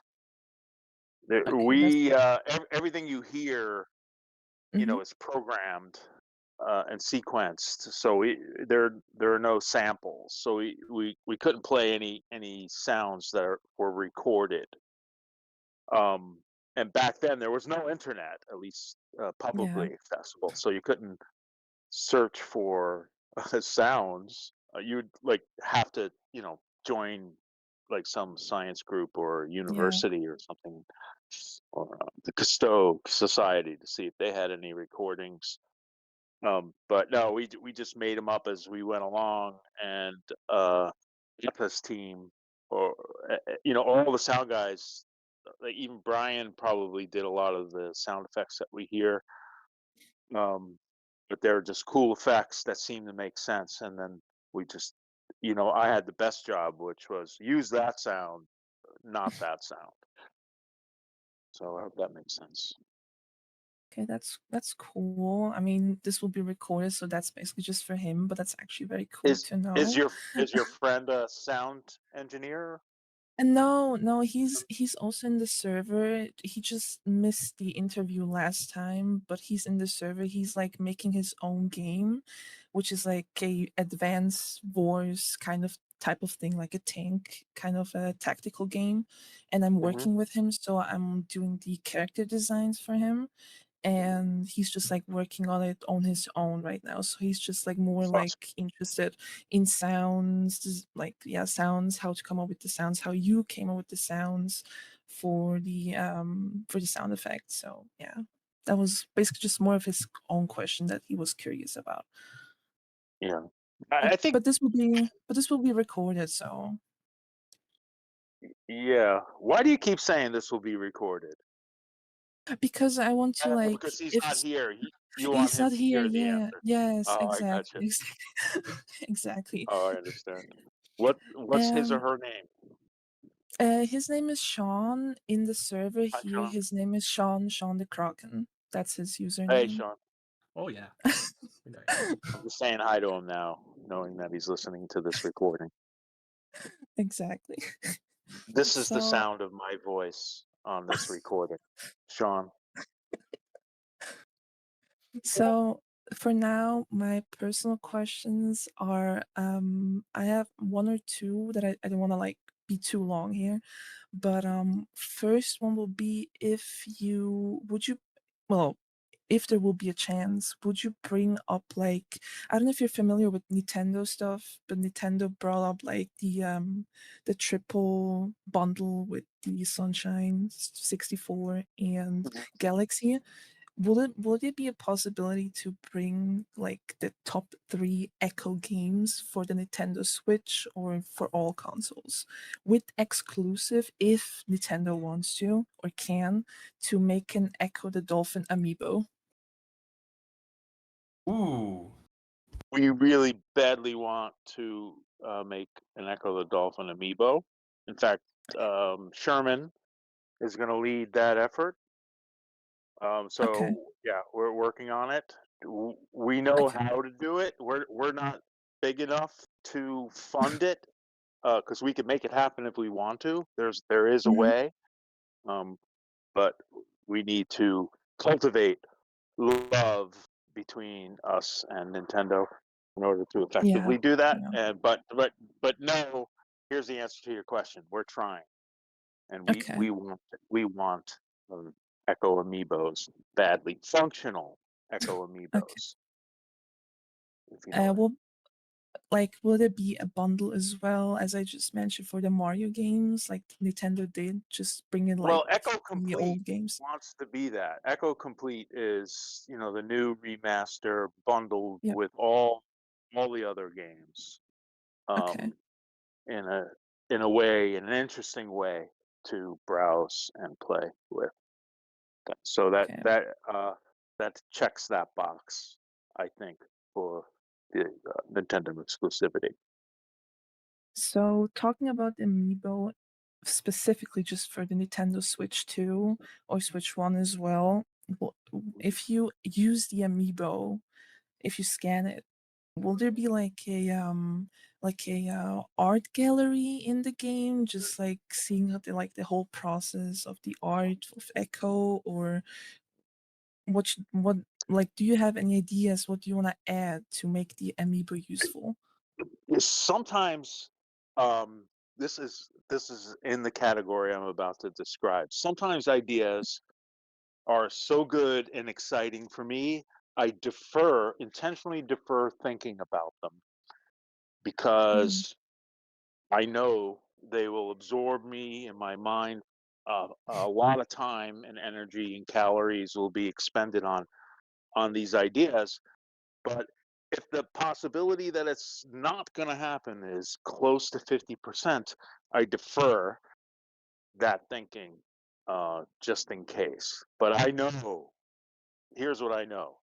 We badly want amiibos, and plural, and we do not want amiibos that don't have really creative functionality in the game. Like, just to have an amiibo with an RFID attached to it it's cool and collectible, but not interesting. We want them to have a very integrated functionality in the game. So and those ideas I defer to the future for when it's a lock and I know it's going to happen. Then I allow myself to go wild. Okay. This better be on the Nintendo Direct when it will be released. People will go crazy. Yeah. That will definitely get a lot of attention. Can we expect one of the Amiibo to replace Ecco with actually Ed model punching his way through the ocean? Did you ask me a question? Yeah, it was Sorry, a stupid joke. Oh, so sorry. I was just coughing, so I I, didn't wa- hear it. I was actually asking if one of the amiibo could actually replace Ecco with a sprite of yourself giving punch and kicks to everything in the sea. Okay, that's a good idea. Yeah, Now I get the joke. literally Kung Fu Ed.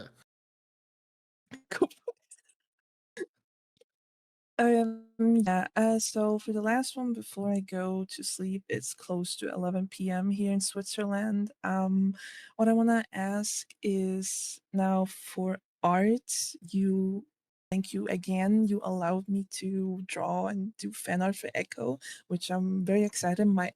I even told my parents about it, and my dad was very happy because my dad is a gamer and he literally gave me the Dreamcast as my first console when I was young.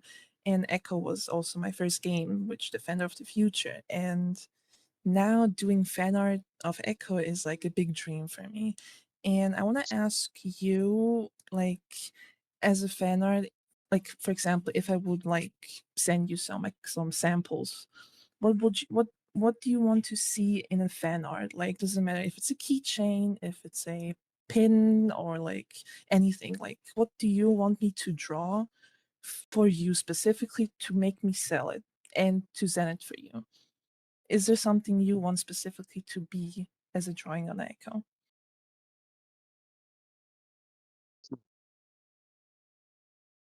Hi? Hello? So Hi? I'm thinking. Oh, Oh, okay, just Hi. Hi. That's a great. May I get back to you on that? sure. You can even message me, DM me, whatever. You can, whatever. I'm always active. Because you're asking me what can I artistically make for you, and this is something that's not a trivial thing. I'd like to put some thought into it. Okay. I appreciate the offer, and I intend Okay. to take advantage of it. So let me put some thought Okay. into it. Okay. That's awesome. So, Well, as I how about said, you this? can. Next Okay. week, Well, will you make it here next week? actually, Okay, I know yes. it's late. Is, Okay. is it every Friday? You said. Yeah, every Friday, Okay. same Okay. time. Yeah, I will. Okay. Yeah, I can actually I make will it. answer Yeah. your question then. Okay. Okay, if you That's come great. back. Yes. Yeah, I will be coming back. I always Yay. come back. You will be back. I'm gonna quote you Yes. on that. Okay. Well, that Thank you. was it. I don't want to be too long here. I have to sleep. Okay. But thank you again so much, Ed. Sweet And dreams. Thanks for thank coming. you. Thank you. And I'm gonna go. Bye bye. Take Bye. care. Have a wonderful night. Up next is Hugbot. Hugbot. Bring it in, Hugbot. Hey, can you hear me? Hey. Yep.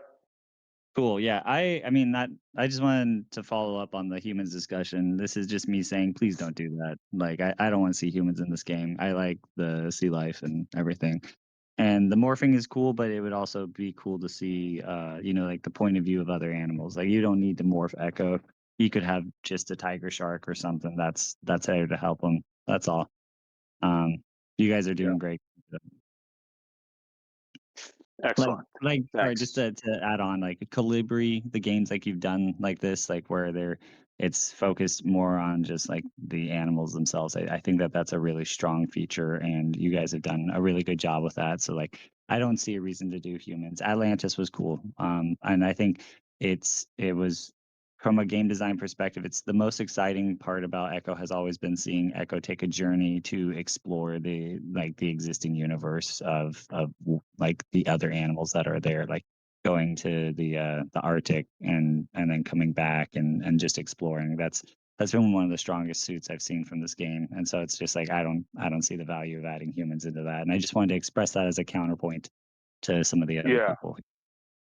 I think I appreciate that. That's exactly my position on the game when it comes to humans. But if there's ever to be a human in a future Ecco game, it will have to fit that sensibility, which will force it to be interesting. So if there Yeah. ever will be a human in Ecco the Dolphin, it will be interesting. It won't be a whaler or a scuba diver or anything like that.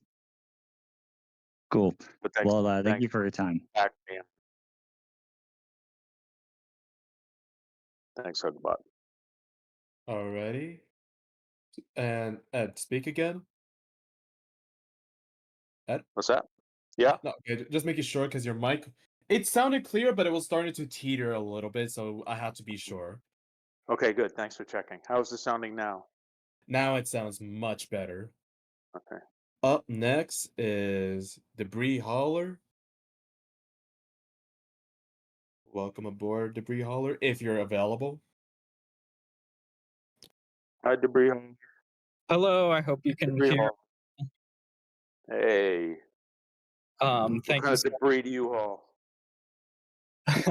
Well, my username comes from a manga called Planetes, where they have to deorbit debris from low Earth orbit, prevent Kessler syndrome. But let's To see. prevent. Sorry. My anxiety was building, waiting for my turn. Okay, so I would say in the original games, the world building approach sort of allows the audience's imagination to kind of fill in some of the details and the answers. And so first, I'm just wondering why the aqua tubeways exist in the world of Ecco.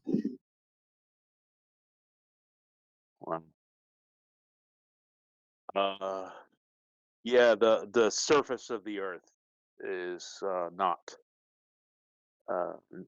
navigable in that future. You can't touch the ground. So the technology of the hanging waters is was required by that future. That's where it all. Gotcha. I had like a couple of thoughts on it, like Earth may have more like natural processes that, or like phenomena that are suppressed by human activity. So like that's a thing humans never get to see. But in the Ecco Complete, I'm just looking forward to like any more details on like things like metamorphosis and the information glyphs and the teleportation rings and just any additional details would be really cool on all of that. That's music to my ears. Yeah. And then also the flying pools. But also, I just wanted to leave you with a book recommendation, since someone here was talking about metamorphosis. It got me thinking of Earthsea by Ursula Le Guin. And it in that book,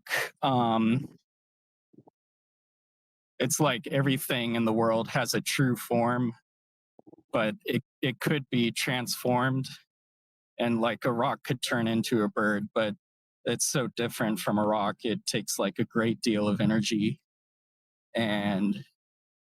But an interesting aspect of it to me, a wizard has to like transform things with a good heart. And there's a point in the story where the wizard turns into a bird to basically show off to the other students, which is punished greatly. And there's like an evil spirit that ends up following him for the rest of his life. And that's just kind of interesting to me. If there's like some kind of moral cost to it, maybe Ecco has to do it sparingly. I see what you're But saying. that's all I've got. Thank you. Thank you. It does make me think of this sort of balance between what should be shared and what should be inferred. And I get excited about things like just in this conversation. I wanted to go deeper into the morphing, but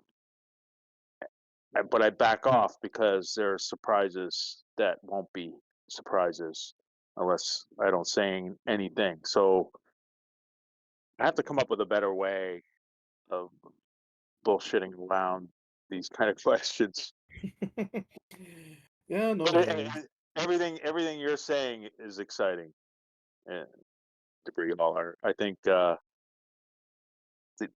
if you're asking the question, that's good. It means you're curious, and if you're curious, that means the future narrative value goes up. And I'm picking up on your karma hint, and I also appreciate greatly the idea that anything is morphable to anything else, but at different levels of energy requirement. So easy to make a chicken into a falcon, but very hard to make a rock into a falcon. But possible.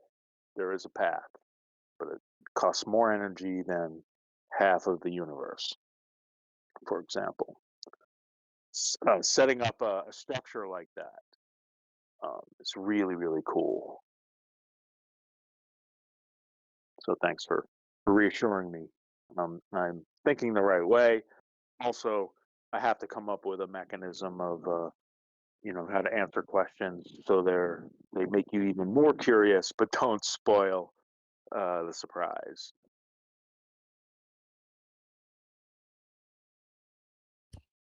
Is that all, Debris? Yes, thank you so much. No, thank you. And we got, I believe, few more people in line, unless it has increased since, but not so far none.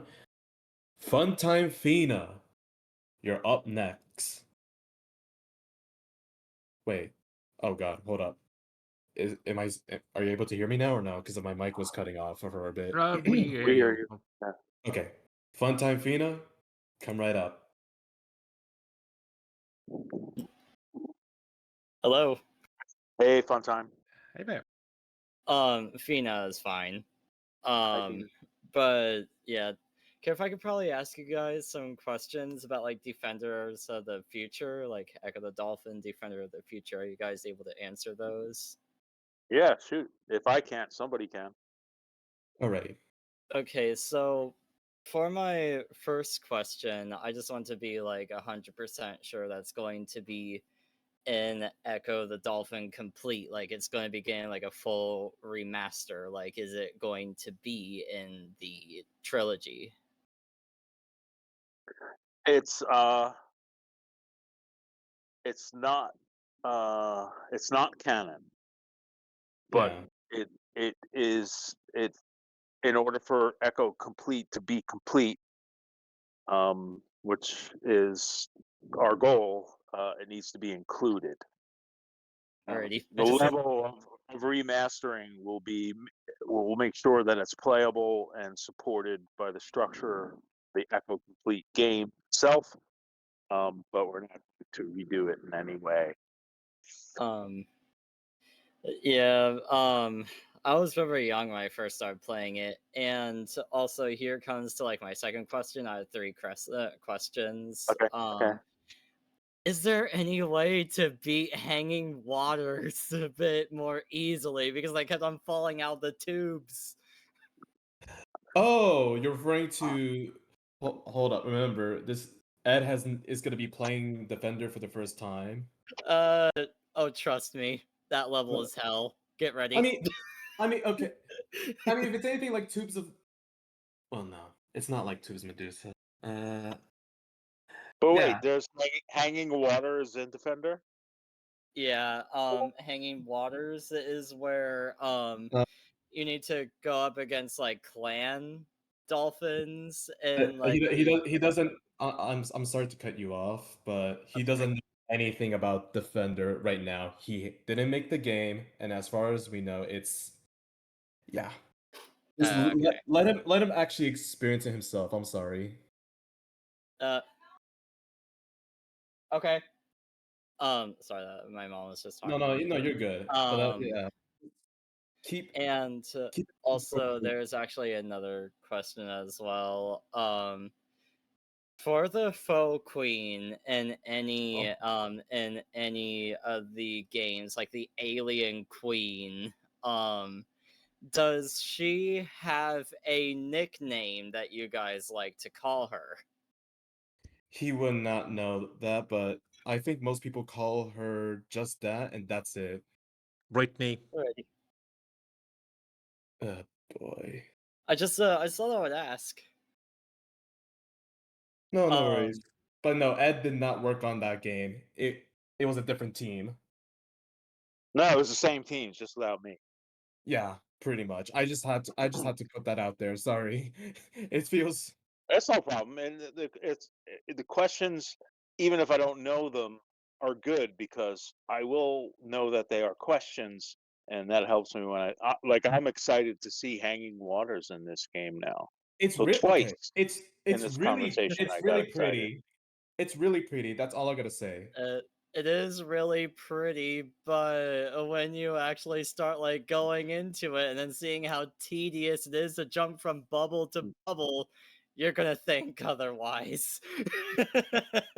Basically, the games you made, Ed, were all childhood trauma. Defender of the Future was all teenage trauma.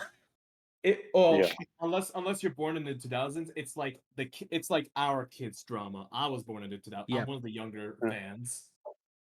There was one thing that I actually did experience when I was like younger. It was the great white boss fight in that the mini in that game, and I also had like a large like flat screen TV as well. And to like a 5-year-old, when that thing starts chasing you, I should have wanted to quit the game. It was kind of scary. The first gatekeeper.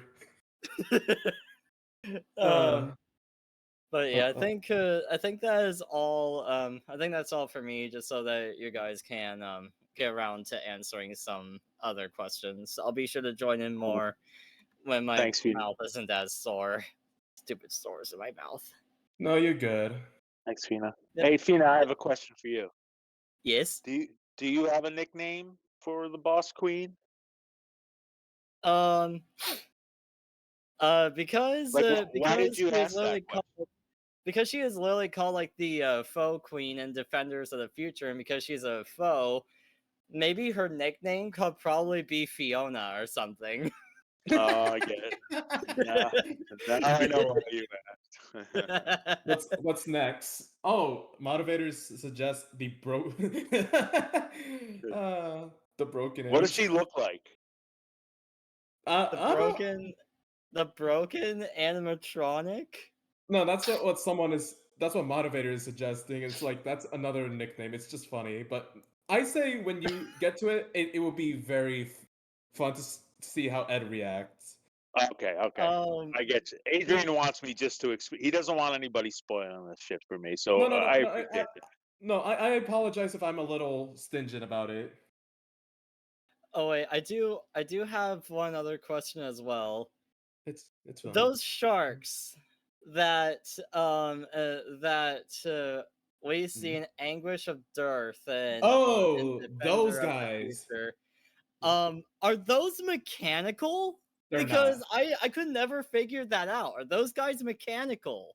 Okay, I can answer that for you easily. They're actually biologically they're just as biological as all the other creatures. So you're fine in that department. Oh, they're alive. Okay, because they have like neon red eyes, and that was what was confusing me. No, it seems that way, but then you have to ask the other thing. But I'm gonna keep my mouth shut. Yeah, but yeah. I'm sorry if I'm a little stingy, Ed, about it.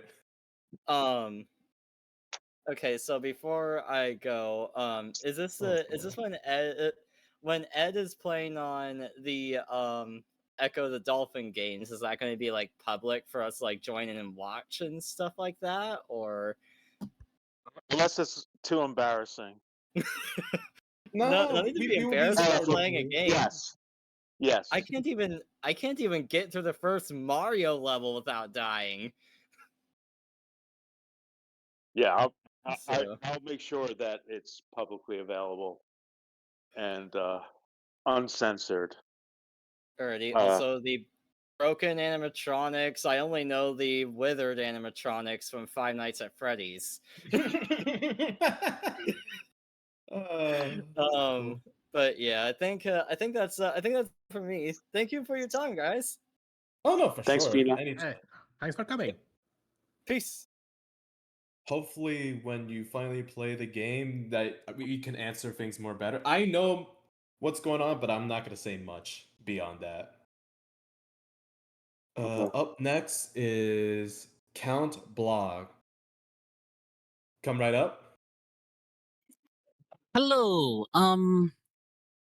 Welcome. I just had a question. Back when we were talking about content from Ecco 1, and you were talking about the coral reef segment that was eventually turned into a guy's selfish hunger for fish and nothing more. Is that is that content going to be re-added back into Ecco Complete? Well, yeah, that's my goal. Okay. That was my question. I wish I could go on.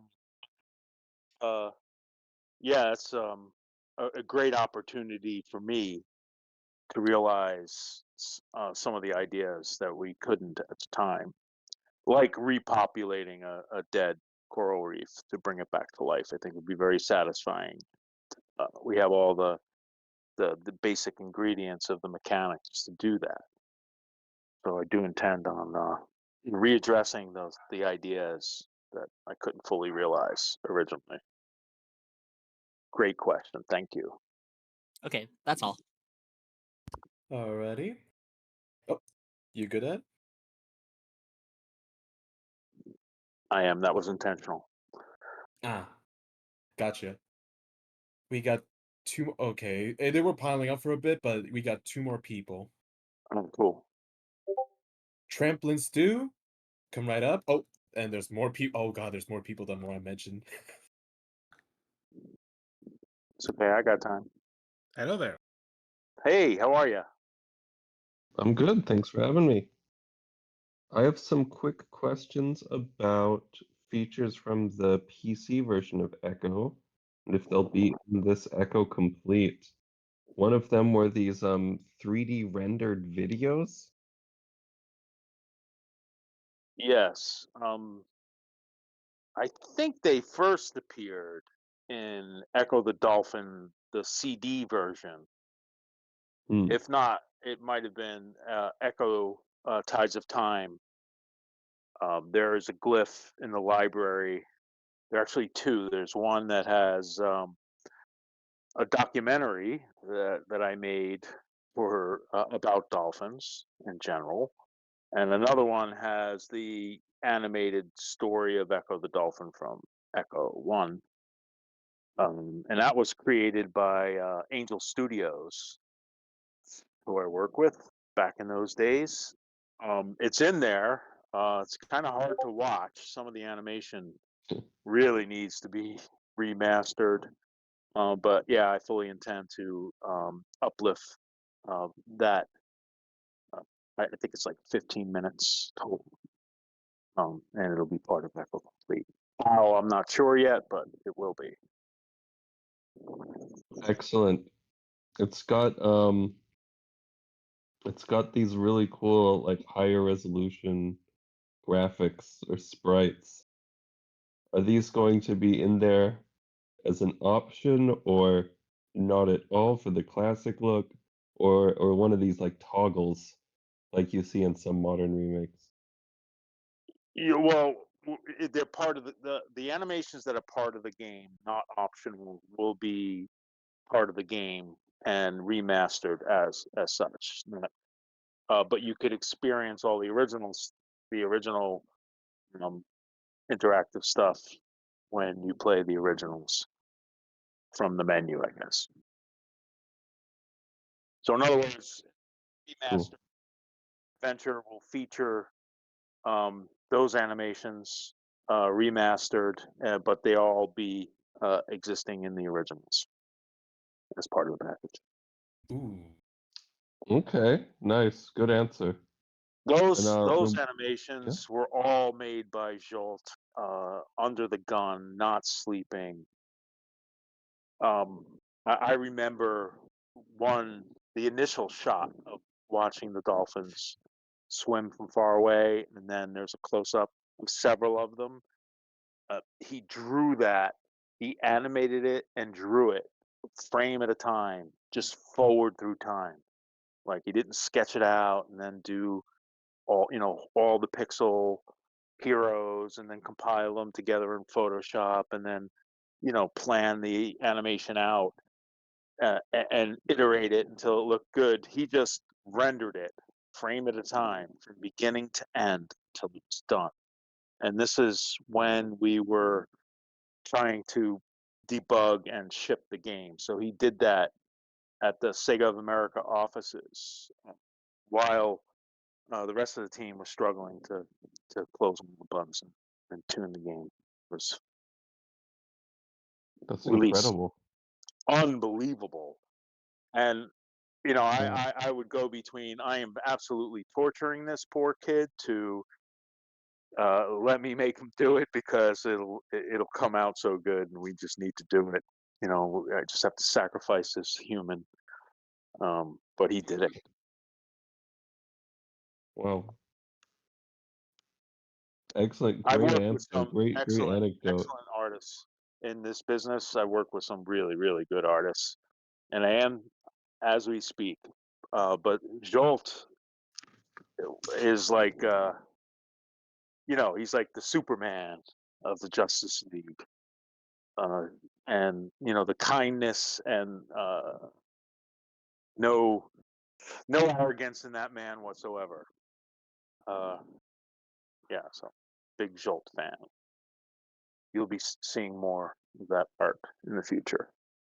Cool. Yeah, I look forward to taking a closer look at his art. Yeah, so one more question then. Excellent answers, by the way. Thanks. The difficulty settings.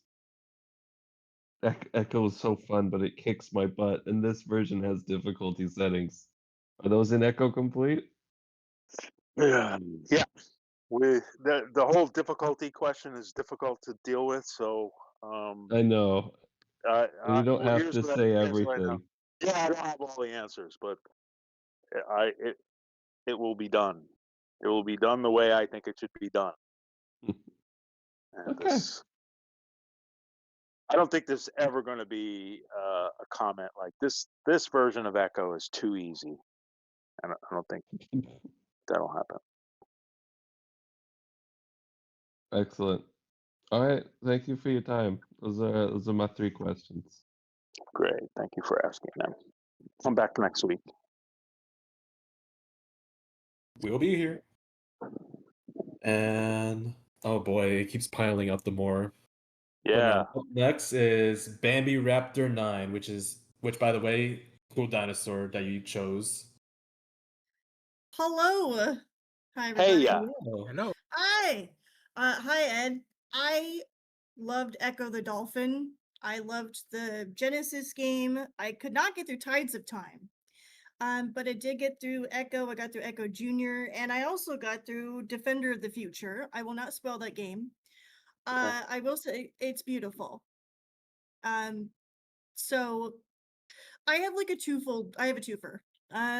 So my first question is, I think someone jokingly answered this in the chat, and I don't know if you have the same answer.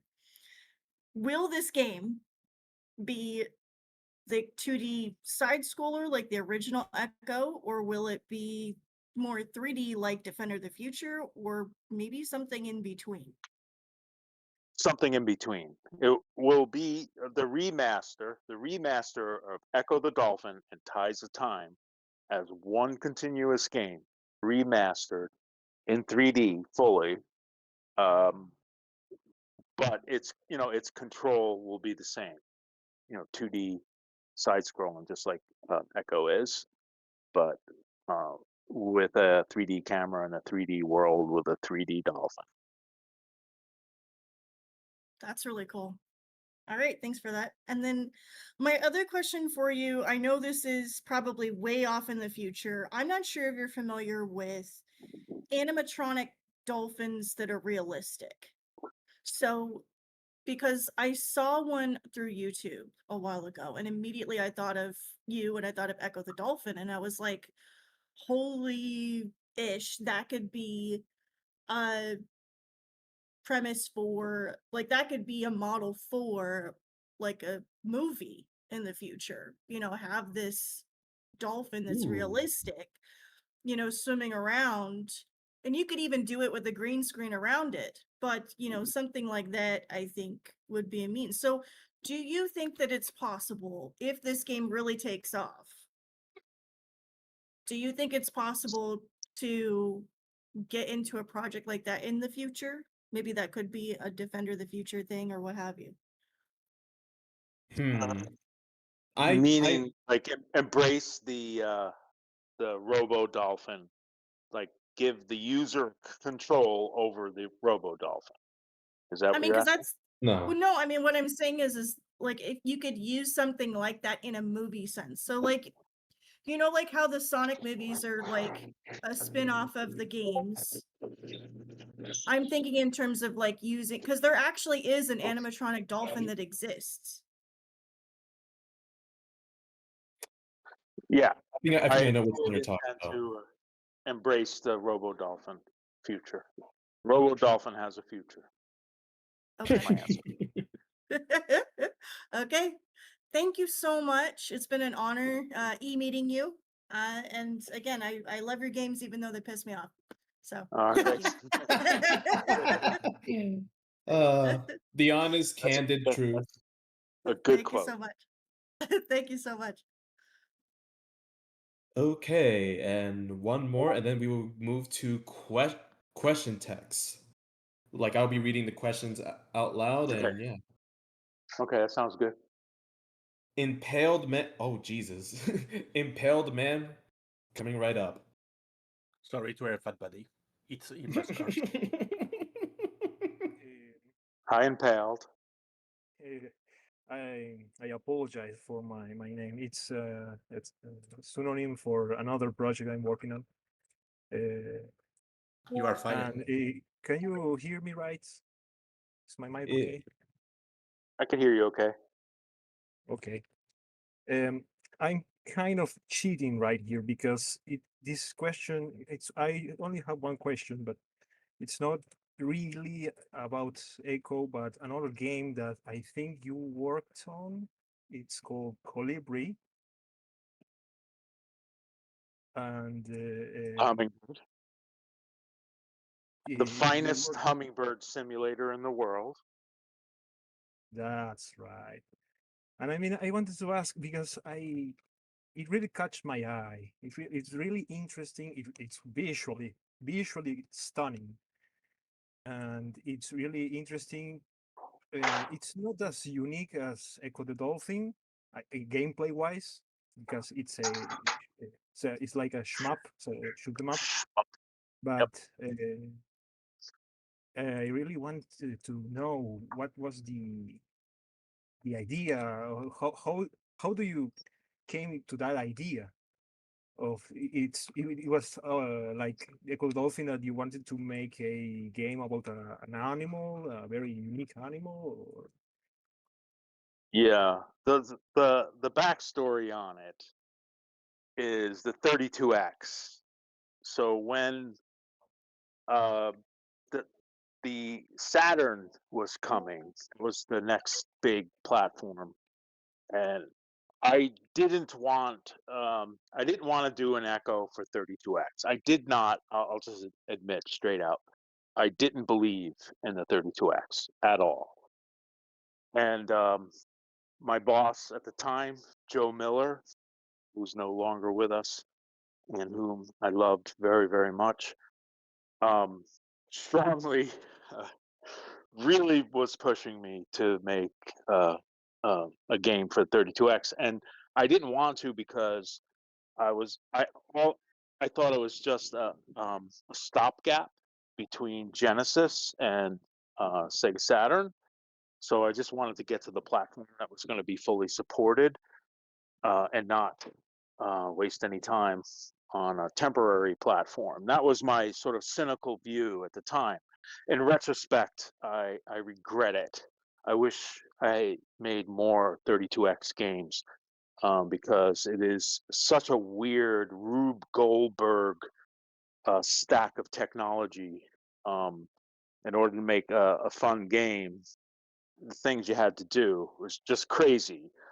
But Joe really wanted me to make a game, and so I promised, all right, I'll come up with a game, but it's not going to be Ecco, and he was fine with that. And we were both smokers, so we often would spend most of our one-on-one time smoking cigarettes out on a little smoking deck, which was conveniently right outside my office. So every time I see Joe, I could jump out there and talk with him.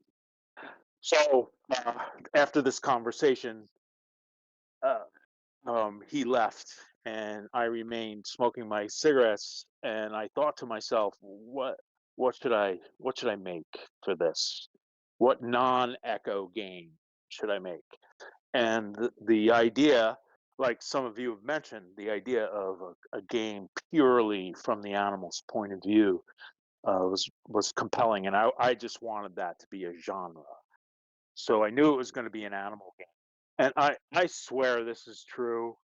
A hummingbird at that moment just flew right in front of my face and was looking directly at me, like God said, "Here's an idea."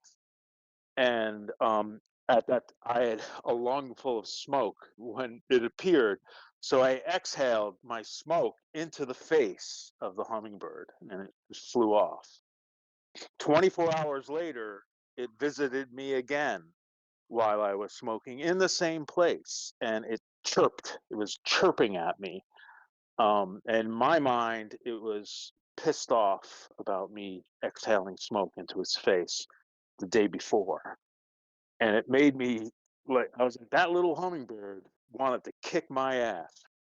So I then got inspired, maybe thought to myself jokingly, I'll just make a hummingbird game. That's what I should do. But then I researched it and literally went to the library and read a bunch of books on hummingbirds and found out like what badasses they are and how amazing they are mechanically, how they fly and how they live, how they interact with each other in the world. I'm like, wow, that's all interesting. So I was able to sci-fi that story and made, proposed this hummingbird game and got a bunch of reluctant yeses for 32X and was able to make it based on that premise. It was me and Joseph and Jolt, sort of spearheading that team. So it should feel very much like an Ecco game because the key players made another game, but just in a different context, and that's what you should be feeling. But yeah, I'm with you. It's a beautiful game, and it's a great opportunity for me. If Ecco Complete does well, I fully intend to bring that game into the future. And believe it or not, I know it's just a hummingbird game, but there's a F of a backstory associated with Colibri that I look forward to telling. Thanks for that question about Colibri. My God. And any questions about my old games will get a lot of excitement from me. Just as a cheat code for you. So we are expecting Colibri 2 then. Yeah, there's gotta be more love for Colibri.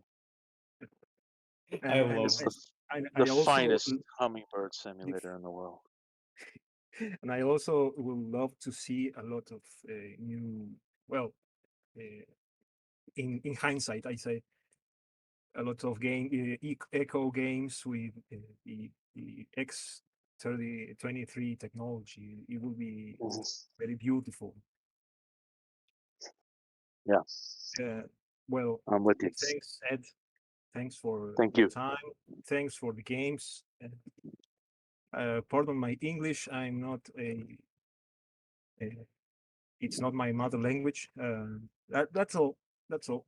Okay. That's all for me. Thank you for Thanks. speaking our language. You're welcome. Come next week. Sure thing. You'll always be here. Well, Okay. since we have no one else in the vocal chat, we may add Dormin for a very last quick question. I think. Okay. Yeah, And then that we'll will do be the text questions. that will be the very last vocal question. So Okay. very quickly, and then we will switch to the text question. Let's go. Excellent. Good Yeah. plan.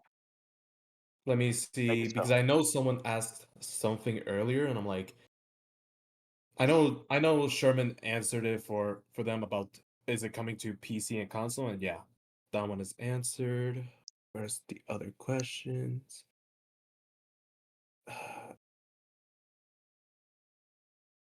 About the difficulties setting.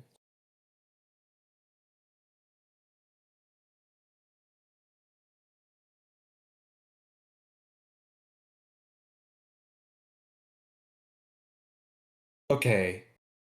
This is from Dorman, who you spoke okay. This is from Dorman, who spoke earlier to you in VC, and they're asking this. Would you play Abzu, and how would you like an animal game about crows? Huh. Hello?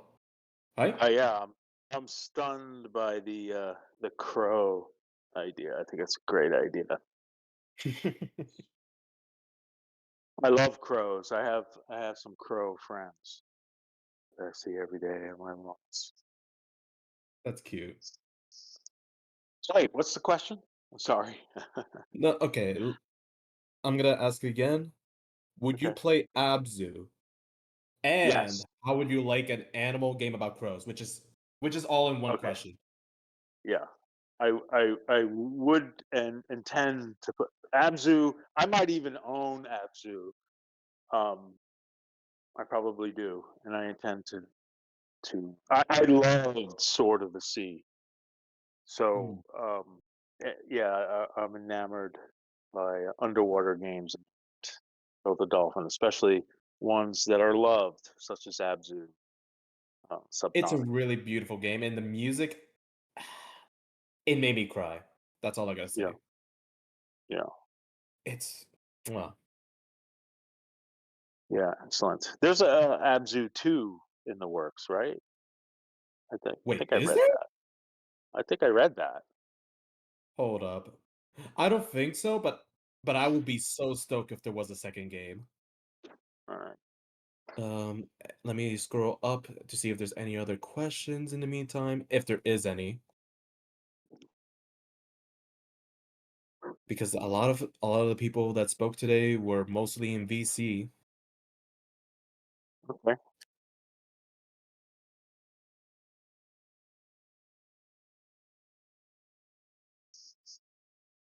Actually, I'm not sure if you already answered this, Ed, but will there be control remapping at some point in the future or no? I would imagine so. Enabling the user to remap Yeah. for controls, sure, absolutely. Okay, that's cool. Because okay, someone is telling me Abzu 2, no. Abzu will have no sequel because the other games are the same universe. Okay.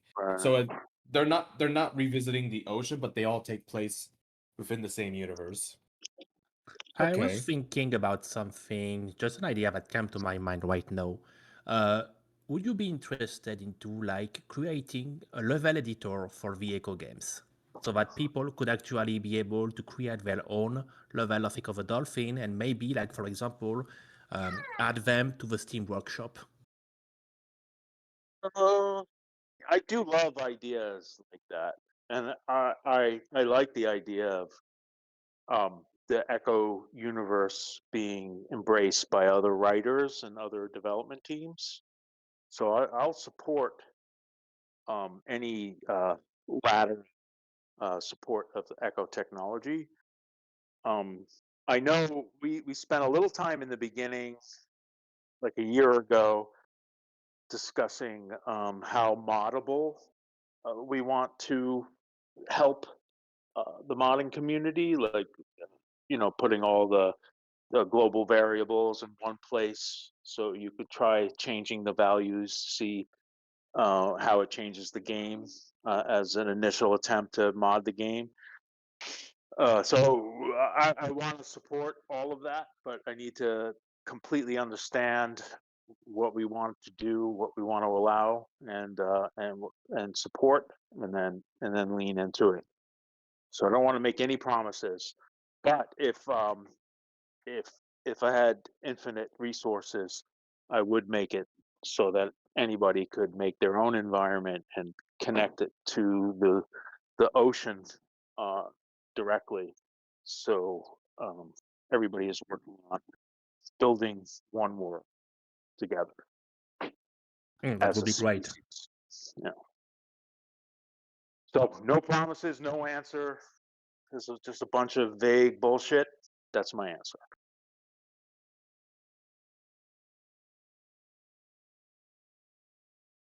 Well, this is still a promising question. Answer, sorry. No, what were you saying, Gordon? Sorry. I said that that's a very promising answer. Crossing my fingers. Yeah. Okay. Was that a satisfying answer? Yeah. I'm I okay. believe so. And then there's matthewC is asking a question in chat. Were there any other secret power-ups, secret bosses, or any secrets in general cut from Ecco 1 or 2? Thanks again, matthewC. I believe so, but you can answer that. Tons of stuff. There's tons of stuff cut. But I can't remember everything right now. I think it's an interesting question. So I will compile a list of things that I could remember and things I rediscover that were cut. I will maintain that list and add the commentary as to why I was forced into cutting it or how it will be refactored for the future.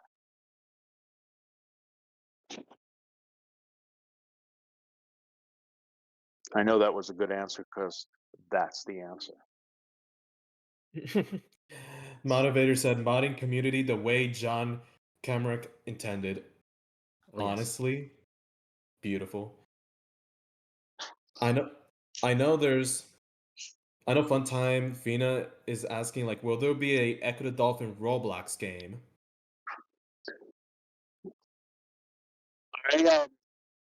Yes. Ooh. Because I know Sonic has a Roblox game on there that was approved. So yeah. No, oh, it says no, only if I have time, according to Sherman. No. Too bad. You're now being sent to the depths of hell. Sherman is going to hate us. I don't want to come back to this question and answer anymore. I'm resigning.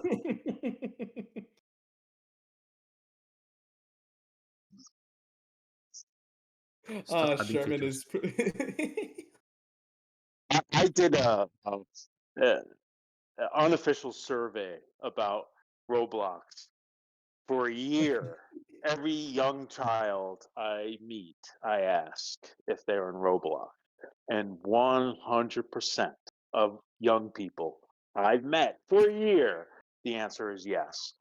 All young people, all kids are on Roblox. So love it or hate it, that's where they are. And they don't know about Ecco the Dolphin. So guess what? Guess what we're gonna do? Like, I don't have a strong negative feeling about Roblox at all. You're just Um, impartial. I see it as an opportunity for me to talk to people who don't know about Ecco, to learn about Ecco, and bring them over to this call, to this very call. So there'll be a Roblox app whose intention boy. is to bring people here. Because kids, they can't help it. They're stuck in Roblox. They think it's good. I mean, So yeah.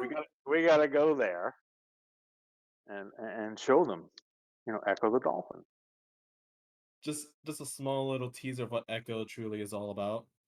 Asteroid went for oh, the memes in the amphitheater text chat is just funny to me. So Oh, we are boy. having Ecco Jr., Ecco the Dolphin Defender of the Future, and Ecco Roblox. It's officially confirmed. Sorry, Chairman. Oh god, now they're saying like Fortnite. Okay, guys, as much as we love the ideas, I don't know how far we can go. At least I can vouch for the other two. I mean, crossover are in the mood today. I wouldn't be surprised to have Ecco the Dolphin in the next Super Smash Bros. Game. Hello? You good? Oh, Eddie's struggling. Yeah, Yeah, the mic is- I'm sure. Yeah, I should be back now. Yeah, we're I'm back. back. Go on. Okay. Does anyone here have any more question to ask? Maybe we should check the question room, maybe for more question or something like this. The Ask Me Away questions is currently locked. So we're using the amphitheater as that for now.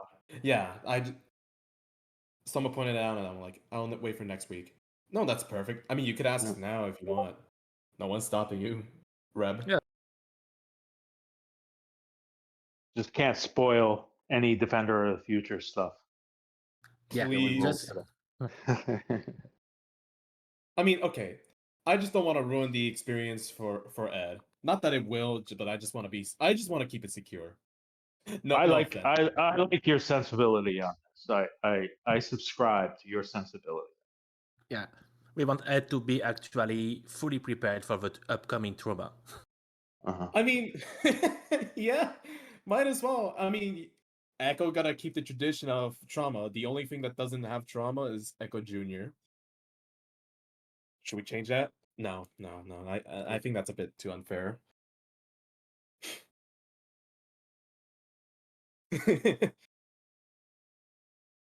Okay. I think we're about to close our Wait. what? Is this our third? This is our third dev chat. Yep. But wait, there's someone asking questions now. Hold up. Okay, take your time. In the meantime, everyone, if you have any suggestions on how we can make this better, besides having technical problems solved up front, etc. But I'd like to make this a thing. Yeah, there's a feedback queries room, and we are taking every suggestion to ensure that the Q&A live session are going as best as we can, and make sure that everybody have a chance to talk and enjoy it to the fullest. But we are always open to feedback. Yeah. And if you have any suggestions for like stuff for the game, feedback is also good, like mechanics and such. Yeah. And feedback and suggestions for the Discord community too. Oh yeah, big time.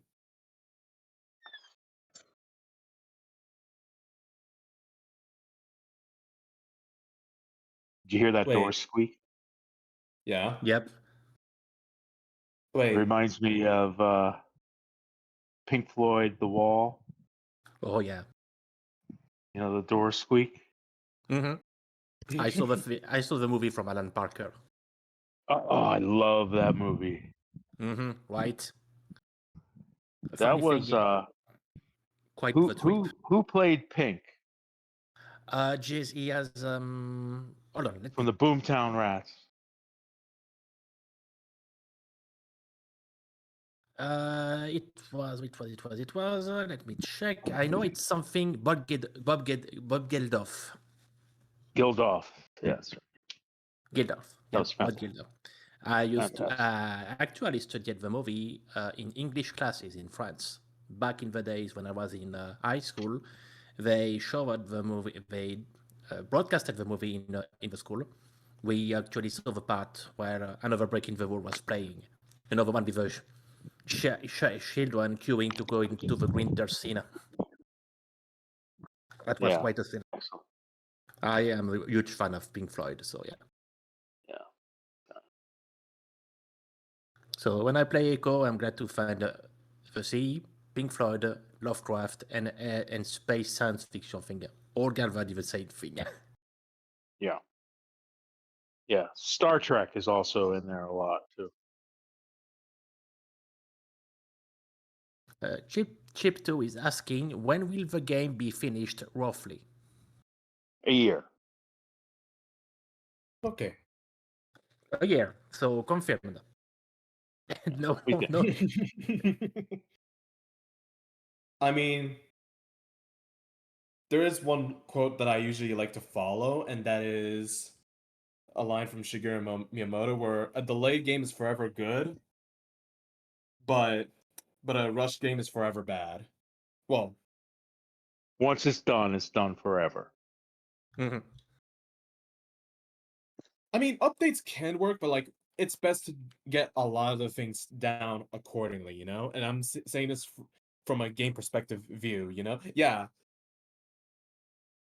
When it's done, Like it I know sounds like I know Sherman knows what I'm talking about.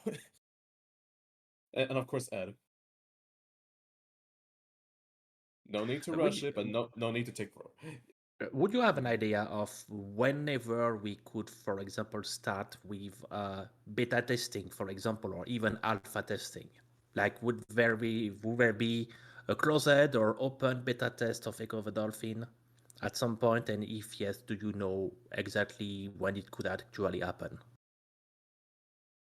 I think certainly within 6 months we'll start to act on closed alpha team, and people will start playing. I think in 6 months, and then it'll become more and more formal as we get closer to beta, and then we'll open it to a public beta at the right time.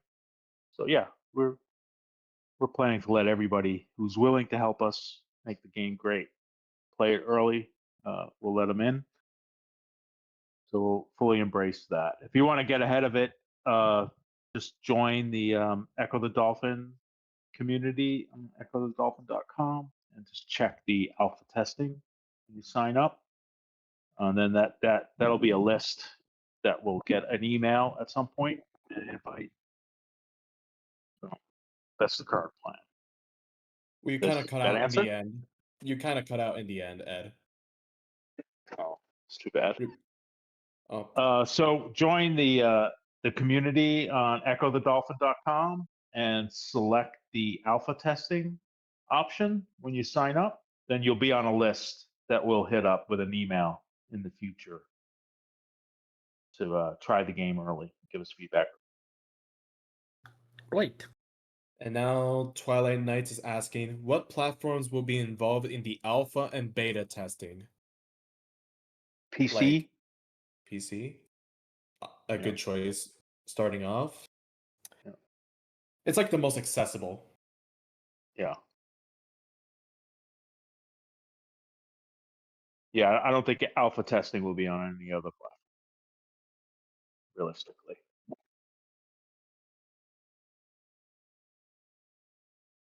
Any more questions? Yeah. Before we wrap things up?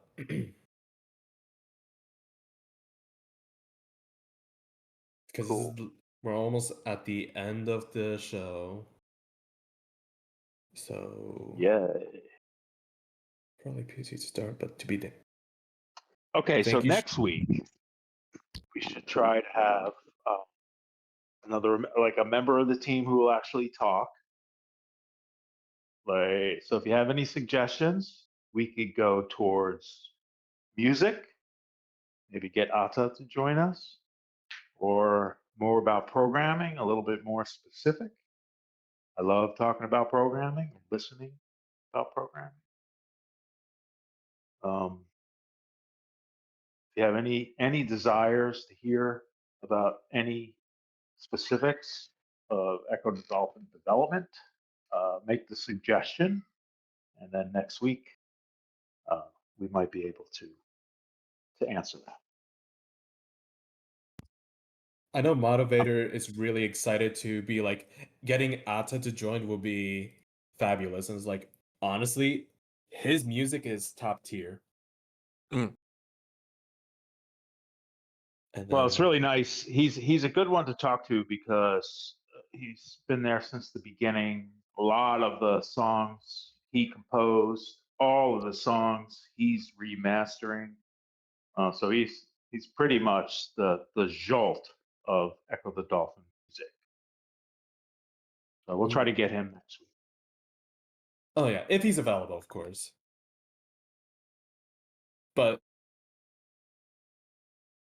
okay. And then Vaisla said, I'm not sure if I said your name correctly, so I apologize if I butchered your name. I love to hear from the various devs on their roles and whatnot. I also love hearing game design things. Bingo. Visla, got it. Well, I could as well create a poll, what I will ask about either bringing a TA or bringing a programmer. Mm-hmm. Cool. And whoever's available that week will be able to actually attend. You know, like say if one couldn't make it, then we would go for the next best option. You know, just to make sure. And now we have a ROM patch that reinstates Atta's name back in Tide's credits where he rightfully belongs. Thank you, Mod, for doing God's work. Yeah. Laptop is overheating. Need to go take it. It's not they took it off, Sherman. It's that they forgot to put Atta's name in the credits of Tides of Time. Yeah. Oh, clerical error.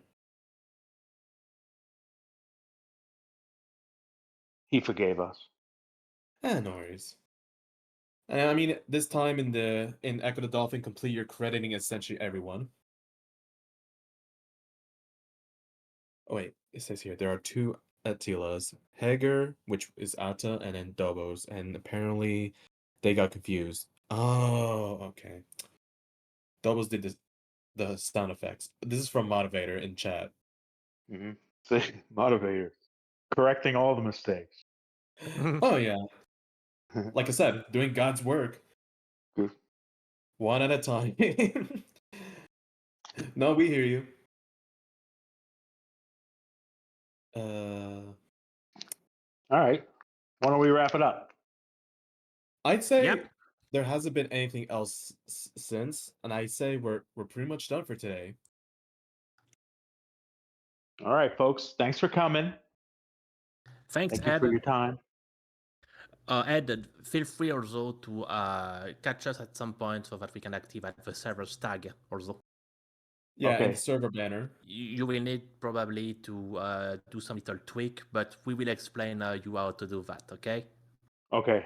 Yeah, I have no idea what you're saying, but I will comply. Yeah. Yeah. All right, dudes. Thank you for coming, Ed. Like always, we're very glad to hear from you, to hear the news and all the trivia about Ecco the Dolphin, and we are looking forward to the next Q&A session next week. Great. Oh, yeah. Okay, thank you, everybody. Thank you, everybody. Thanks for coming, and see you next week. Same hour, same place. The world needs Ecco the Dolphin.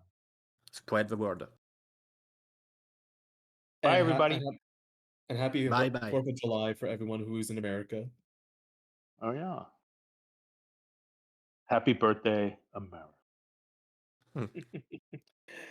Take care. Bye.